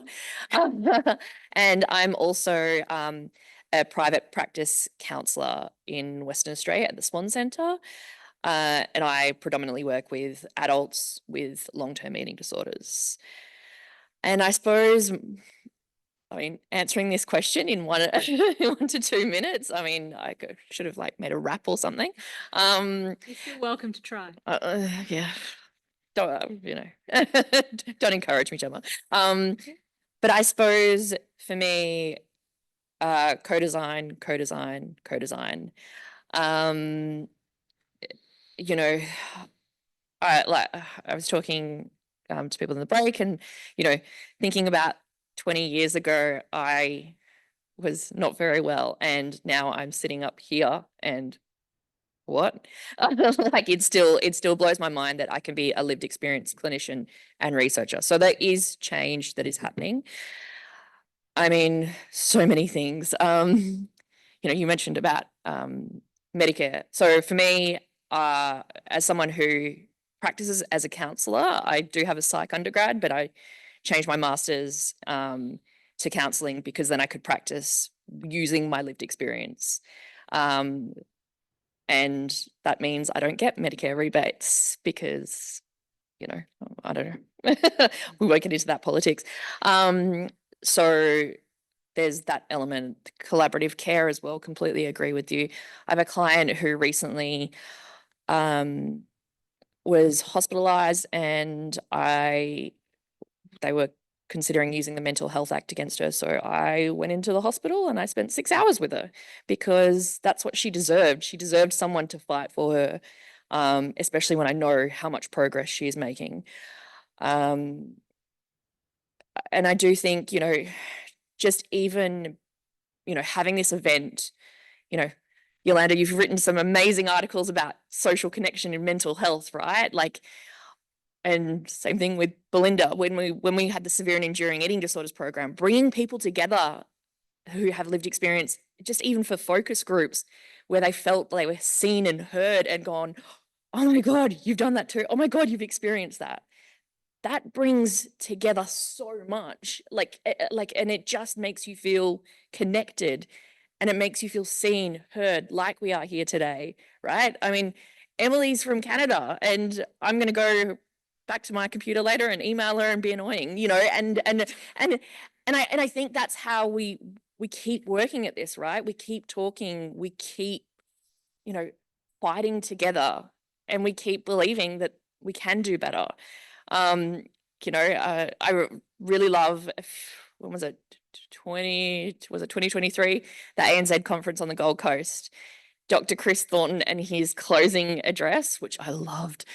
And he was kind of talking about how,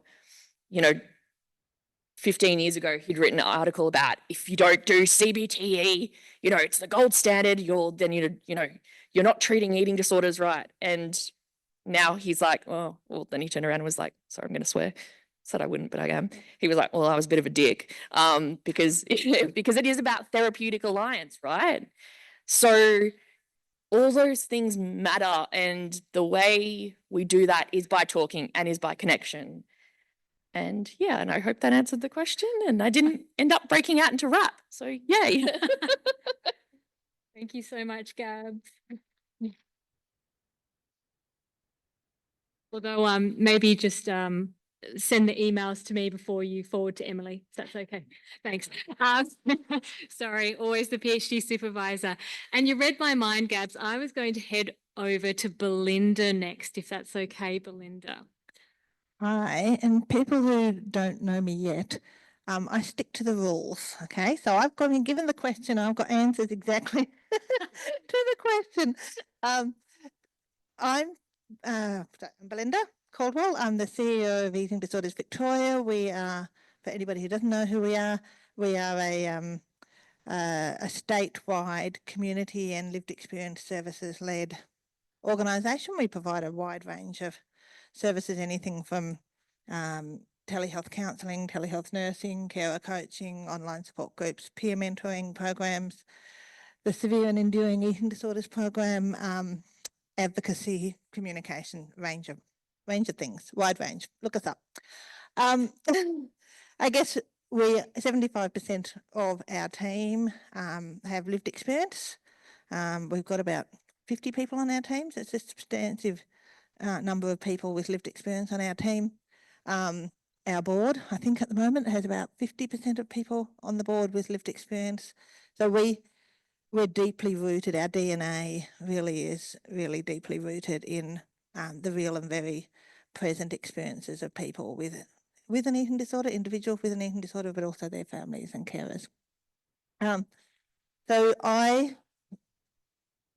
the topic was, just remind people, how do we best translate research along every step of the research pipeline so it reaches those who will benefit? I guess what I wanted to really talk to in particular was the notion that to truly bridge the gap between research and those it aims to help, we must start by involving the very people who are the end users of this research, those living with eating disorders and their families and carers.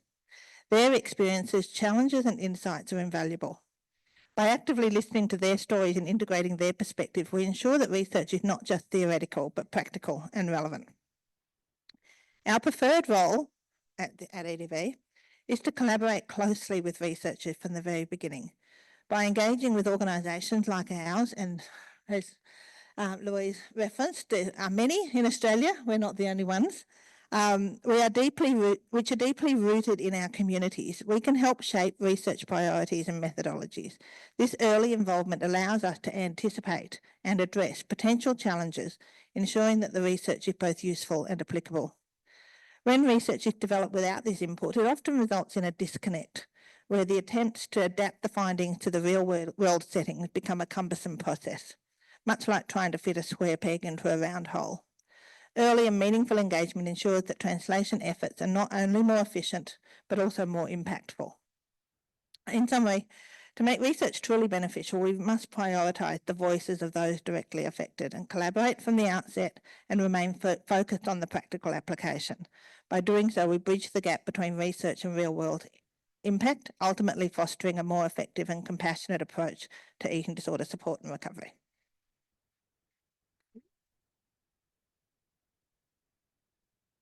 Thank you so much, Belinda. And I loved how you stuck to the topic. Can I ask, did you do high school debating? Because it honestly sounded a bit like that.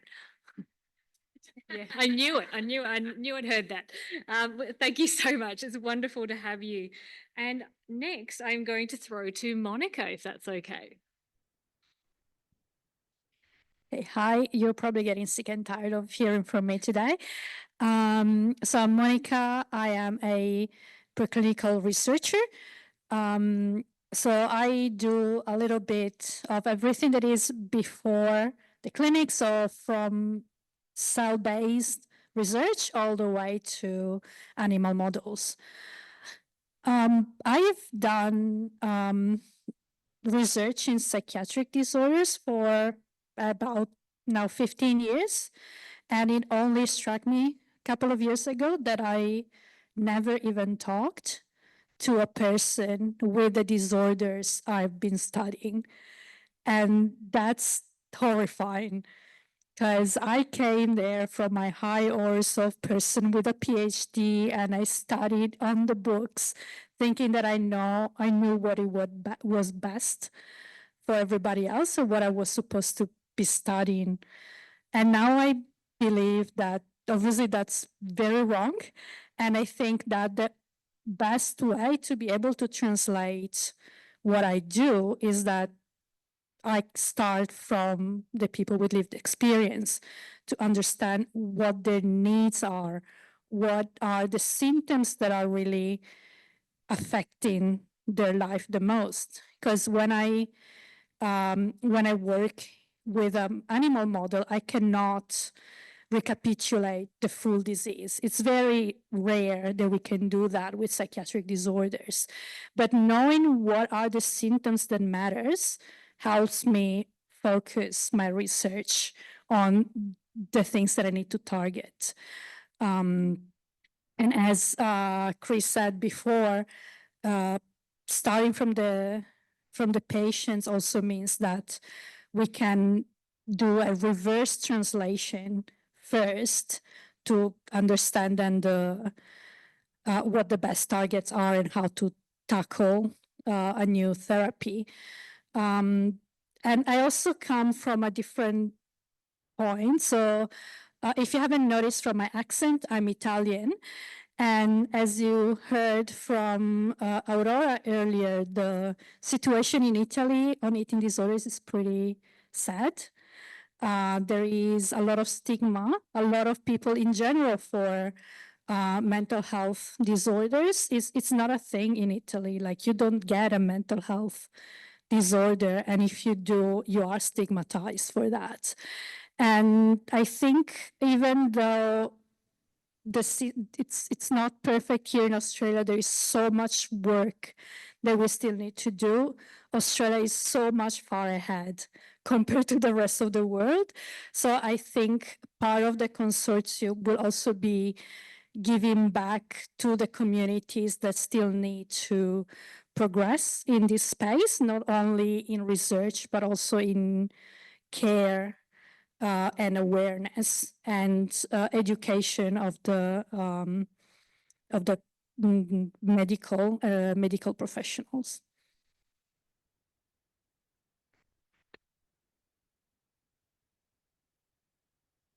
Thank you so much, Monica. Really appreciate the perspective as a basic researcher, as well as someone from Italy as well. That was really, really useful.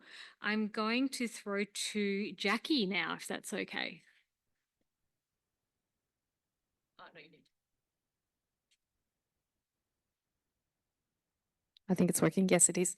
Hi, I'm Jackie. I'm here from a dietetic perspective.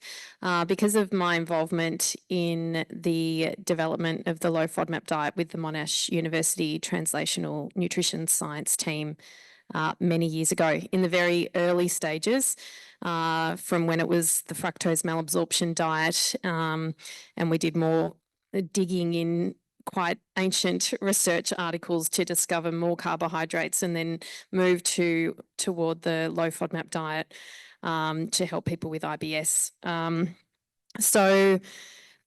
thought in answering the question, it might be just nice for me to give the perspective of how we translated our research and disseminated the information, because we have obviously done that with the low FODMAP diet. When we first started, we spent a lot of time planning our research trials. We looked at previous nutrition research, which was always very poorly controlled because it's hard to do that from a dietary perspective. We developed treatment diets, low FODMAP diets, and we had placebo diets that were matched for all nutrients except FODMAP, so that the effect that we saw was truly just FODMAP specific. And we did mechanism studies and efficacy studies and learnt a lot about it. We got a lot of flack from international experts that said it only works in Melbourne. So then we collaborated with researchers and gastroenterologists and dietitians in other countries so we could replicate the findings and prove that it wasn't a Melbourne-based positive outcome. And then, in fact, it did help people from other places, which was bizarre that we had to do that. But we managed to do double-blind placebo-controlled trials with diets. So it was actually, when I look back on it, such a career highlight to be involved in that. We cooked the food. Like, we were in the kitchens planning these diets, and we made them look identical as well. There was so much involved. And then I guess we had all this amazing data that proved this new diet could help so many people. And we had to share those results. So obviously we had, lots and lots of journal articles, and we presented nationally and then internationally at conferences. But then we set up our own conferences internationally to educate dietitians. We held workshops, practical workshops, to teach how to educate on the diet. They still exist today and are still done every year or every second year. And there's also online courses that health professionals can do to learn more about the diet. From a patient perspective, way back in the olden days, we had printed booklets that we produced, and that's how we educated patients, and they could also buy the booklets. But we used to get abusive emails from people saying, how dare you not share? I heard that you've got some new research and you haven't shared it with the patients. And we used to get lots of very angry emails and demands from people. So I guess as technology became more advanced, we were able to look at producing an app that now is has done very well, the Monash University Low FODMAP Diet app. And that's been a great way to share information with patients. We also have an online course for patients that can be done.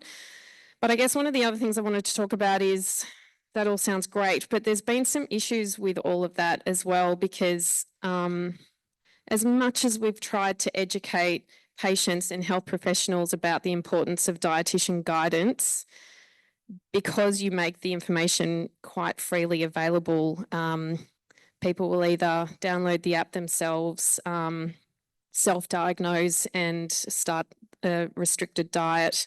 Some health professionals, we see that I work in private practice now, and we see patients who were given a random list of foods by, a doctor they saw many years ago, and they've just stuck on that the whole time. So, and we're never told to see a dietitian. There's a lot of people on highly restrictive low FODMAP diets, which we then did further research and proved that it negatively may impact the microbiome, and it's important to relax the diet from an eating behaviour perspective, but also from a health perspective. And we've done a lot of work to try and get that information out there and educate everyone we can. And the app tells you that, and everything we've ever published tells you that, but it still happens that there are so many people out there who stick to a very strict low FODMAP diet. It may not even be the right thing for them, and it certainly nutritionally is concerning. So I just want to share that experience with you all.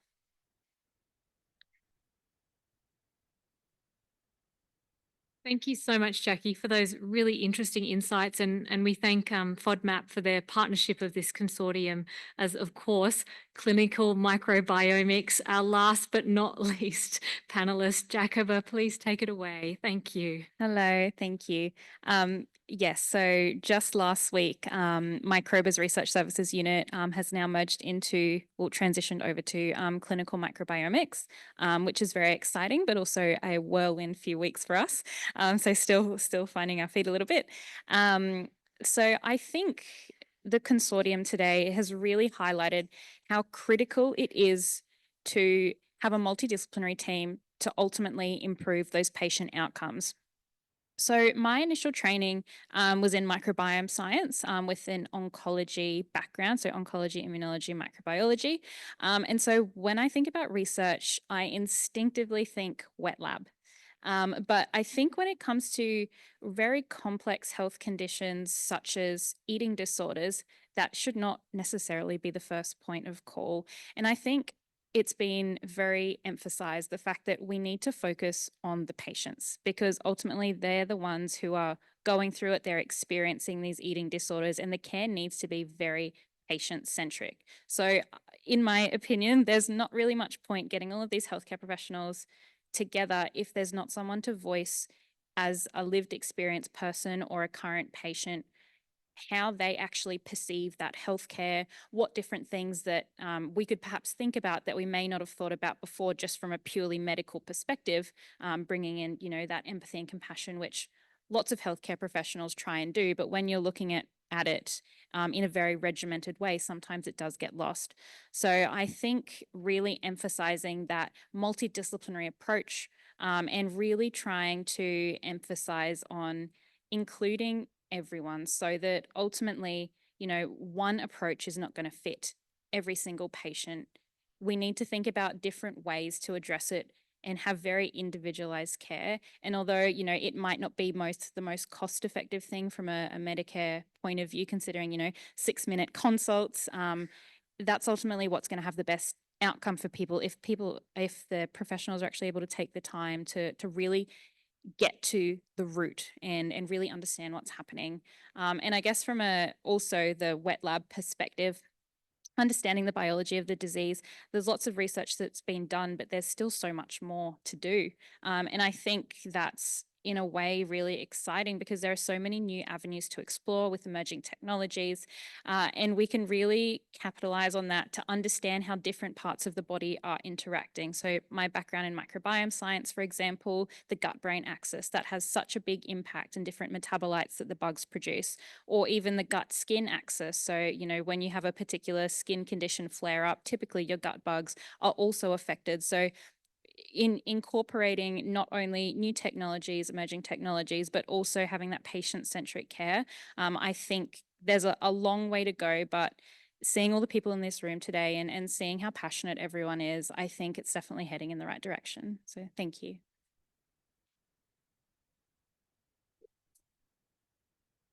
Thank you so much, Jacoba, for reminding us about gut-brain axis as well. That was such a wonderful reminder for us. And I hope you'll all forgive me. There is one more panelist left. I did lie, but I know Simon will absolutely make it worth our while. So thank you, Simon. So forgive me for leaving the stage. I'm been getting incessant phone calls and I got a message saying, please call, is your mother in Geelong? And I thought, oh, she's 87 years old. She's probably collapsed or something. It turns out that in fact they found her wallet in the Geelong shopping centre. So I have to say I left the room feeling very anxious and I came back thinking she can find, yeah, we'll get it to her eventually. I'm Simon Stefracci. I'm the program director of Alfred Mental and Addiction Health. I'm a clinician and I'm a service administrator, I guess. I've also spent some time in government working on policy and on the implementation of the Royal Commission. So I come to this subject with a very deep interest, actually, in this question about how do we translate research into into the kind of care that makes a difference to people who are living with eating disorders. We all know about the translation gap. It's 10, 20 years, depending on what sources you look at. It takes an inordinately long period of time. And I think there's a good reason for that. And it's because, well, it's partly because we are very slow at taking up new ideas, but I think it's because implementation takes place in the real world, and the real world's really messy. And I've been really interested in. I thought it was a bit of a conspiracy that I was being put on last, because I thought I don't have that many ideas that I'm going to have anything original to tell you right now. But it's been very interesting listening to the people on the panel here. The key messages that I heard were collaboration, engaging people with lived experience and Indigenous people at the beginning, from the very beginning. And I think, and then we also heard about the different perspectives, the wet lab, the neurosciences, medicines. We heard about counselling. And it is the nature, I think, increasingly, I think there is an increasing awareness amongst us all that mental health and well-being issues are really quite complex. And now it's my mother ringing me. You really couldn't make this up, I tell you. Mental health and well-being conditions are actually different. Because they sit at an intersection between the biological, the psychological, the social. Clinical care, pretends to be fundamentally scientific, but it's actually at its basis. It's interpersonal, it's systemic. And so the process of translating ideas that are generated by research into interventions that make a difference to the lives of people actually requires passage through these filters of the interpersonal, of the systemic. When we deliver care to folks in regional areas, and when we deliver the same interventions to folks in metropolitan areas, we're dealing with a different workforce with different expertise. The population is demographically different. There are different cultural, there is different cultural background. There is different understanding and sense making of what is going on. And so here's where I land. It's absolutely vital that research is embedded within the systems that attempt to provide help. And I think we must avoid the temptation of thinking that that equals hospitals, because it doesn't. The majority of care is actually delivered out in the community, mostly by primary care. And primary care not just being GP practices, but counselling practices. There's a broad range of service providers involved, and it's important that we find ways to bring research into those spaces. This is easier said than done. the metrics that drive academic performance, and I was talking to somebody about this earlier, are very different to the metrics that drive clinical performance, that actually shape the business model in a general practice, that shape the business model in a tertiary health service.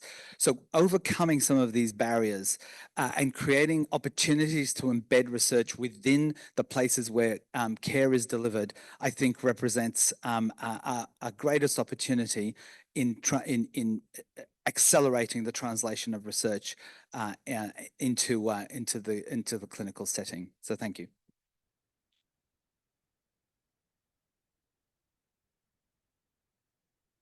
Thank you so much, Simon. I actually put your mum up to calling you because you were stealing my thunder by doing that summary.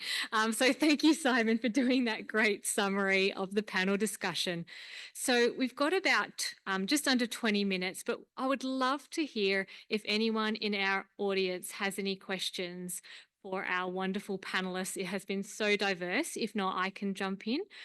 Also, our online guests are very welcome to ask questions of our panelists. So over to you, folks.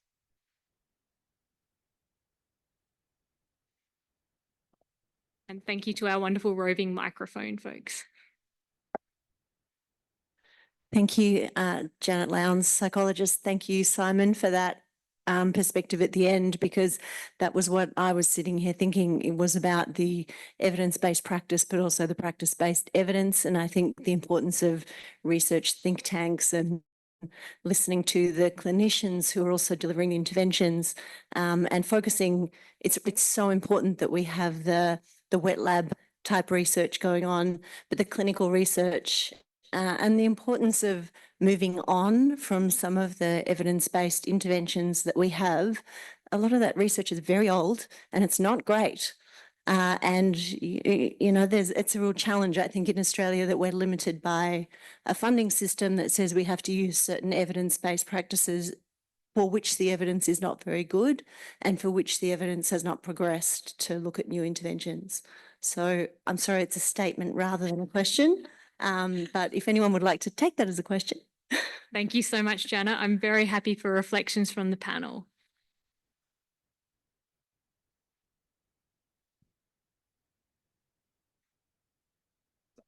Yep. Thank you, Janet. I totally agree. And I think certainly something that we really struggle with, and I'm going to say Medicare, is that they, like, for example, with GPs, are the people that choose the Medicare item numbers and what types of interventions can be used are actually not working in the field. And again, I think, and I bet you they're not talking to your clients. And so I just think, how can we even, when we talk about funding, when we talk about a Medicare system, let's do exactly what we're talking about here with research. Let's talk to the clients, let's talk to the family, let's talk to the people working in the trenches, because we're certainly not spoken to much. And I loved what you said about every different area is going to be different based on the context, and it's very person-centered. And let's start, you know, inviting person-centered care. I could keep talking, but I won't. I think in the Indigenous health research space, there's been some research published by Pat Dudgeon, and she's a powerful advocate for Indigenous health in the psychology field. I think she's published a discussion paper with the Australian Psychological Society on practice-based evidence. I hope I said that well, which I think is really powerful and good to cite. It just demonstrates how important it is to have Indigenous voices involved in discussions, because I understand as a clinician how messy the real world is, and I was thinking about that in terms of the AI stuff as well. How can you mimic how messy an assessment really is, and a little kid lying to you about purging as well. I think it's so important because of that mess as well. Like, there's so much learning to be had in how messy the real world is, and I'd love to see some research, maybe qualitative research, just speaking that again, on how people overcome those things. Yeah.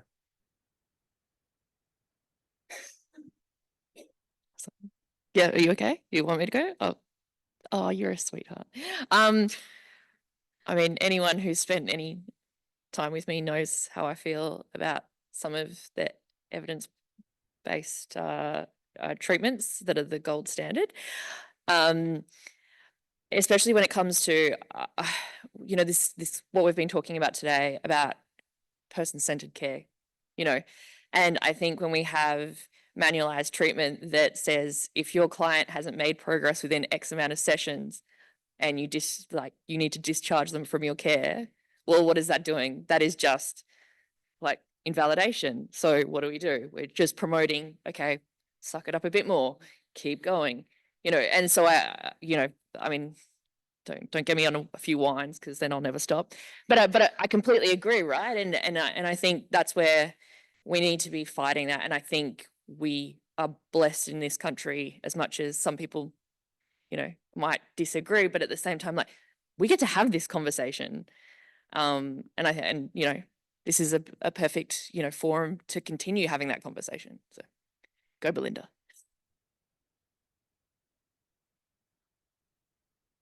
Probably follows on quite nicely. Yeah, I just wanted to slightly do a bit of a shameless plug, if that's okay, Gemma.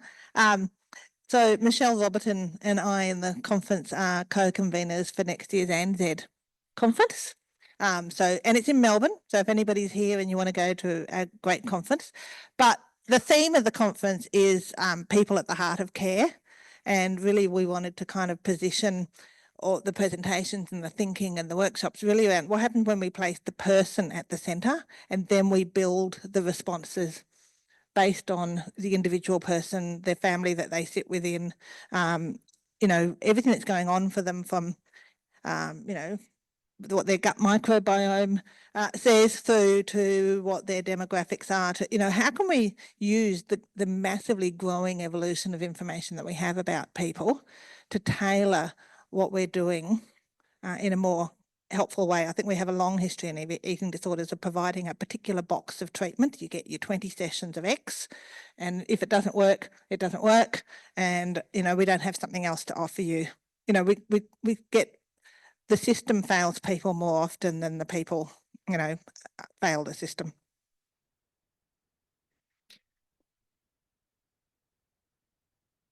I'll pretend that was for me. The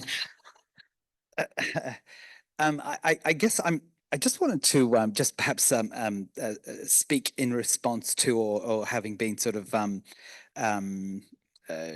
the word, inspired by what I've just heard. You know, the state of evidence within this field is really quite, yeah, every meta-analysis that I see always ends up concluding more research is needed.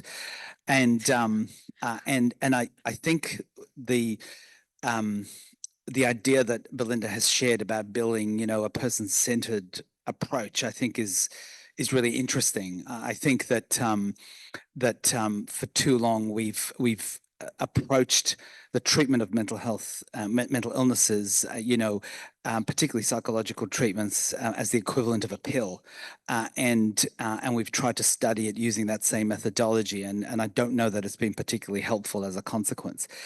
I do caution against, you know, sometimes when you're faced with something that doesn't work, you can come up with ideas and just assume that they must be better because the thing that you have been exposed to that was supposedly evidence-based has been so remarkably unsuccessful. The problem here is that there is a lack of data, and we must seek data in everything that we do. So when we try new approaches, when we try person-centered approaches, you know, when we adopt, you know, lived experience-led interventions, we must study them as we must clinical interventions. There is, you know, no one of those approaches should be privileged when it comes to asking the question, does this help? And if so, for, you know, is this helpful? And if so, for whom? We have to, I think, maintain a critical stance always. The clinical sector has got into trouble by not allowing that to happen as often as it should. All of us will run into the same problems. And a final word, you know, this connection of research to clinical work, to interventional work, I suppose, within mental health is something that has been really weak. When I look at and when I compare our sector to, say, cancer to cardiology, there is so much less money being spent on research, on gathering data, on really establishing effectiveness of interventions, and to the extent that the elephant of the room is money, I think this is one of those areas that we do need to advocate more strongly for resources. We are lucky in this country, but I think we waste a lot of money on things that just don't make a difference. I'd be happy to talk about that at length another time. Thank you, Simon. I mean, I think we really need more research on that. Sorry, had to be done. Thank you everyone for your wonderful comments there. We have a question from online and we thank the questioner from online. So the questioner asks, my PhD research focuses on trans and gender diverse people with eating disorders. What's been striking is that in my review, trans people do not improve in treatment and often have increases in things like depression, anxiety. How do we ensure that research and its translation into practice meets the needs of diverse populations?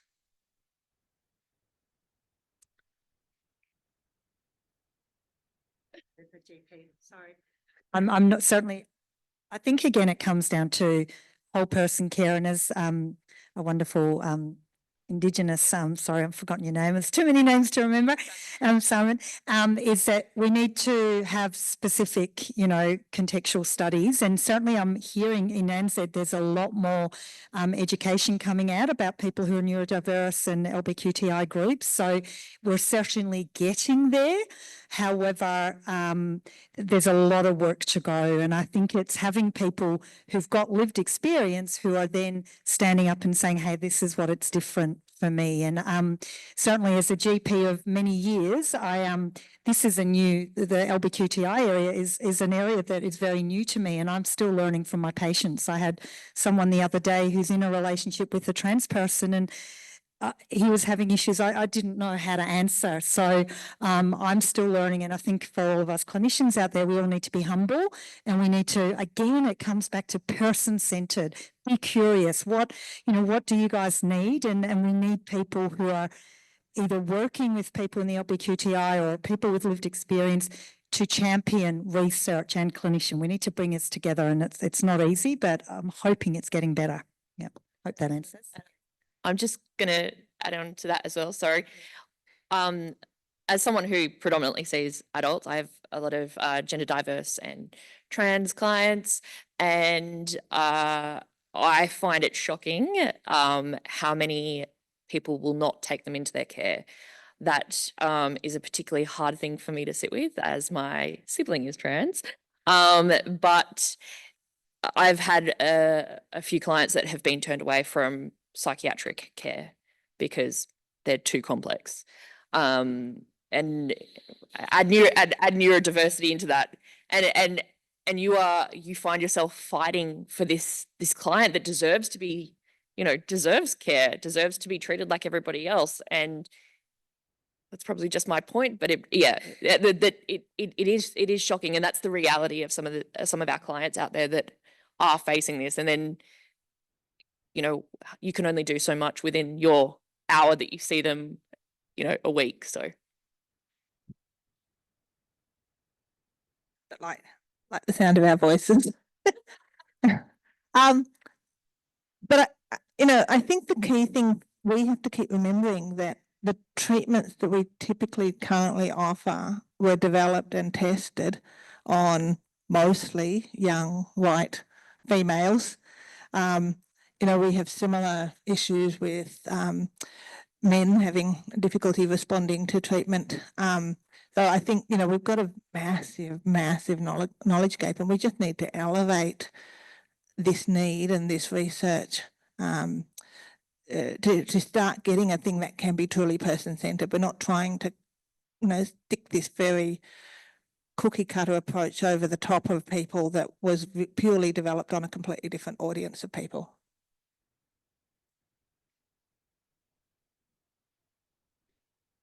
Thank you. Thanks, Gabs. So folks, just in the interest of time, I think we'll end the panel discussion there, not because I am not loving it, because I think we could keep going for hours, but I don't know if they want to sit up there for hours. But I think there have been some really key messages here about co-design, lived experience, working with specific diverse groups and multidisciplinary approaches across the bench to bedside spectrum.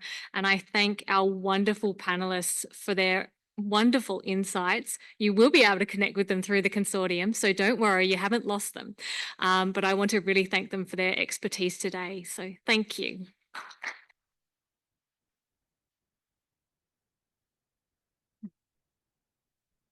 Feel free to exit the stage. Stage left, thanks. Except for Monica, thank you. 1 second. Simon, I'm sorry I forgot your name. I didn't know anybody's names.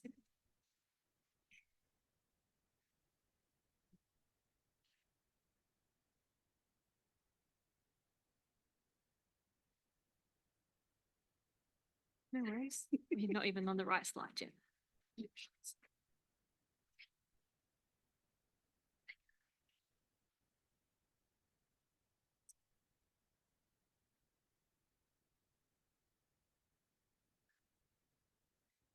Well, after this pretty long panel, at least felt really long to me, not used to be up on the stage like that.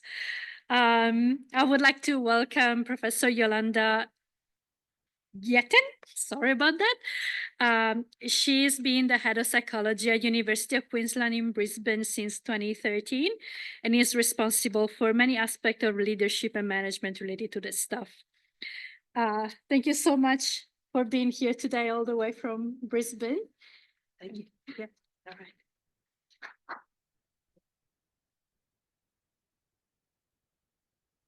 Thank you for having me. It's a real pleasure and I learned an awful lot, so thanks a lot. So it's certainly been a great honor to be here and to represent the University of Queensland on this very momentous occasion. I think it's great to see this launch of the first international consortium for research in eating disorders, that it has gone live. That's a wonderful achievement. Well done, all of you. So as we have all seen and heard, it's been an amazing showcase of all the different types of experiences from all over the world, including government, not-for-profit, industry, clinical research, and most importantly, I think the voices of lived experience. The fact that a couple of hundred people from 5 continents have registered for the launch alone illustrates, I think, this absolute desire and need for this initiative to break down boundaries and also to forge ahead with innovations in eating disorder research and care. For me, what stood out today has been the remarkable unity and also the shared commitment that you all show. And you're all from very diverse fields, and that is great to see that actually coming together. I think that shows global dedication to advancing eating disorder research and treatment. This collaboration is also a powerful testament to this shared vision that you have. Particularly moving for me was the first-hand account, which highlights the human impact behind all of those statistics. The convergence in this consortium of expertise and experience gives immense hope that together we can overcome barriers, innovate solutions, and foster a world where eating disorders are effectively understood and also treated. In Queensland, we're also known for our pioneering spirit in the field of eating disorders. I just thought to add that. For example, Australia's first residential eating disorder treatment facility, that's called Wandi Narita, has its home in Queensland. A recent independent evaluation showed that participants in the program experienced an impressive 60% reduction in eating disorder symptoms and behaviors and improved quality of life following discharge. And I think that's promising, especially in the light of all the big issues that still need to be addressed. The University of Queensland, and particularly our School of Psychology, is actually very proud to be a partner in this consortium. We have a strong tradition of excellence in psychology across a wide range of areas, and there's a a lot of interest among my colleagues and myself in becoming more deeply involved in this consortium in the future. And I'm a social psychologist, but it was also clear to me today that my own research in the area it connects quite well with a lot of the things that people talk about when it comes to eating disorders. In my work, I focus, among others, on stigma and how it feels to be a target of discrimination and exclusion.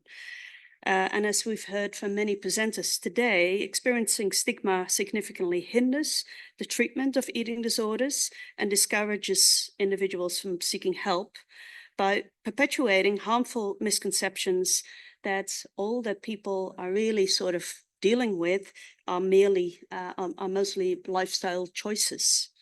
So this leads to feelings of shame and isolation, delaying treatment and complicating recovery. And I think that's what the speakers today did.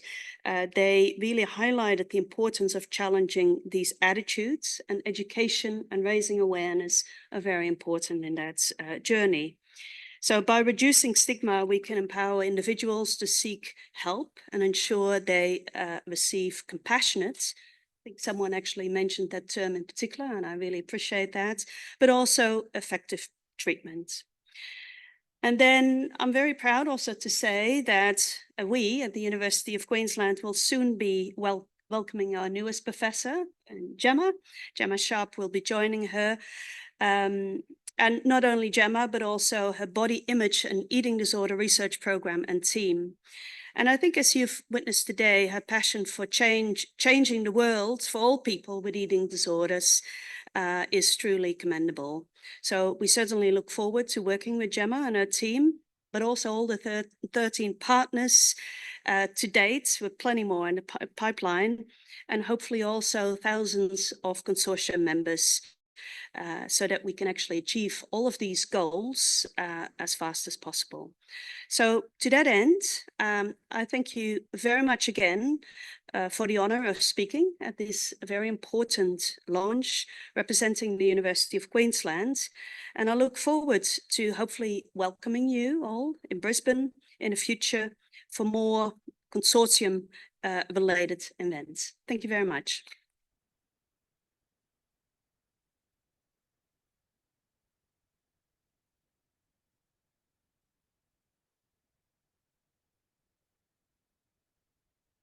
I promise we are almost there. I am relieved to be at this future direction section. Thank you so much, Yolanda, for your kind words. You might notice I put the A in the A prof in brackets. Is that too early, Yolanda, or can I embrace the prof title now? No way, it's October. Jeez. I can tell the next few years are going to go great, Yolanda. Thank you. So clearly you've heard about the future of me and my team under Yolanda's leadership, but it's my great honour to talk about the future directions of the consortium. And I think Yolanda gave some really great reflections, and I reiterate all of those. I suppose what really stood out for me was the importance of lived experience being at the core of all research that we do, from bench to bedside, and having that co-design process all the way through to make sure that what we do with our research actually benefits the people it's meant to. I also heard that in Australia, we're doing pretty well, and that's really cool to hear. Of course, there's room for improvement, but we're hearing from other countries that eating disorder awareness is just not there. And it's really up to us in this consortium to help them and share our resources and knowledge to help everyone around the world. And I'm really excited for that opportunity. So my next step is to welcome you to consortium membership. And we're committed to keeping this free of charge as we value inclusivity and accessibility. Perhaps the eagle-eyed amongst you may have already seen these extra buttons at the bottom of our consortium website. So again, our consortium website is core-ed.com.au. It's at the bottom of the slide there. And I know what you're thinking.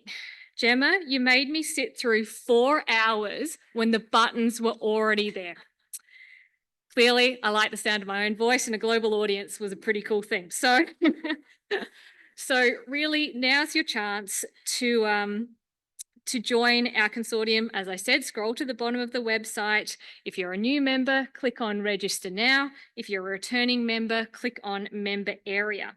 And at this point, I wish to acknowledge the wonderful Alex Hugh. Hello, Alex, for all of his work on this consortium portal development. It's looking fantastic. So thank you, Alex. So after you register, so you've clicked on the button, you've got your password and your email and your password, you'll see a page that looks like this. Now, I'm not going through all of it, of course, but we'll ask you to give some basic profile details, and you can choose what you do and don't give. But I think the most important thing we'll be asking, or one of the most, is what you hope to get out of this consortium. And we encourage you to be specific and detailed, because I really look forward to doing a thematic analysis on thousands of answers. And also, you are really, I suppose, driving our consortium and our research agenda. This consortium is by you and for you. So absolutely use this opportunity to say what you want out of it. And of course, we're talking about eating disorders a lot here, but there are related issues like body image, food insecurity, obesity, nutrition. These are all areas we're very interested in our consortium as well. So please feel free to share your thoughts on those as well. I also want to bring to your attention some check boxes. So we'll be asking you to agree to these. Our consortium code of conduct, for example. We're encouraging being respectful of each other in all of our online and offline communication. And we're inclusive in our membership. And we really thank ANZ for their generous inspiration for our code of conduct that we developed. Furthermore, there's also a checkbox if you'd like to be involved in any of our more specialised roles in the consortium, whilst we work for not-for-profit status. So whether this is joining our advisory board, being a volunteer at an event, your organisation joining us through partnership, we encourage you to tick this box if you're at all interested, and we will be in touch with you. So this is the actual membership portal. It's looking a bit sad because I took it last night where only Alex and I were members. We since have more members, which is great. And I think after today, we'll have loads and loads more. But just to highlight some of the benefits of the portal. So you can see the profile section up the top. We have our latest news and resources. So for example, our launch booklets there today, all of the content from today, photos, the recording, etc., you will find there. We also have our public consortium notices that you can see there down the bottom. So Sam, if you wanted to share your research, you could absolutely post it there. Or if people are looking for research participants or looking for a new collaborator in a certain place, that's a place to put your notices up and reach people at scale. You can also hopefully see, my cursor's there, this sort of little chat icon. So that's like a private message area. So, some people might not want to post everything so publicly, in which case you can connect with other consortium members around the world on a more one-to-one level. And this bottom section here, that's our news and resources. So obviously we're building this portal as we go. So if you have feedback on it, you're very welcome to tell us. It's still in the simpler stages, but we really look forward to you joining us on there for our online communications, and then obviously letting us know what you want out of the consortium so we can plan our next events. So a day like this doesn't go ahead without a lot of thanks to a lot of people. And I promise I won't spend the next 10 hours thanking everyone individually, but just very specifically, I'd like to thank the wonderful CoRe-ED leads, so Monica, Amutha, CK and Simon, our 13 partners and counting, our wonderful presenters and panelists from today. You've been truly inspiring. Our behind the scenes folks and volunteers at Monash. And last but not least, all of you for joining us today in person, online, in the recording, on social media, however you chose to join us. It has been an absolute honour to lead this consortium. And we really look forward to working with you all moving forward. Today is really just the beginning. And I think we've seen from our little mini consortium that together we're stronger, we can break down those barriers and maybe even actually cure eating disorders. That's definitely my hope. So thank you all so much. And we look forward to seeing you as part of the consortium. Thank you.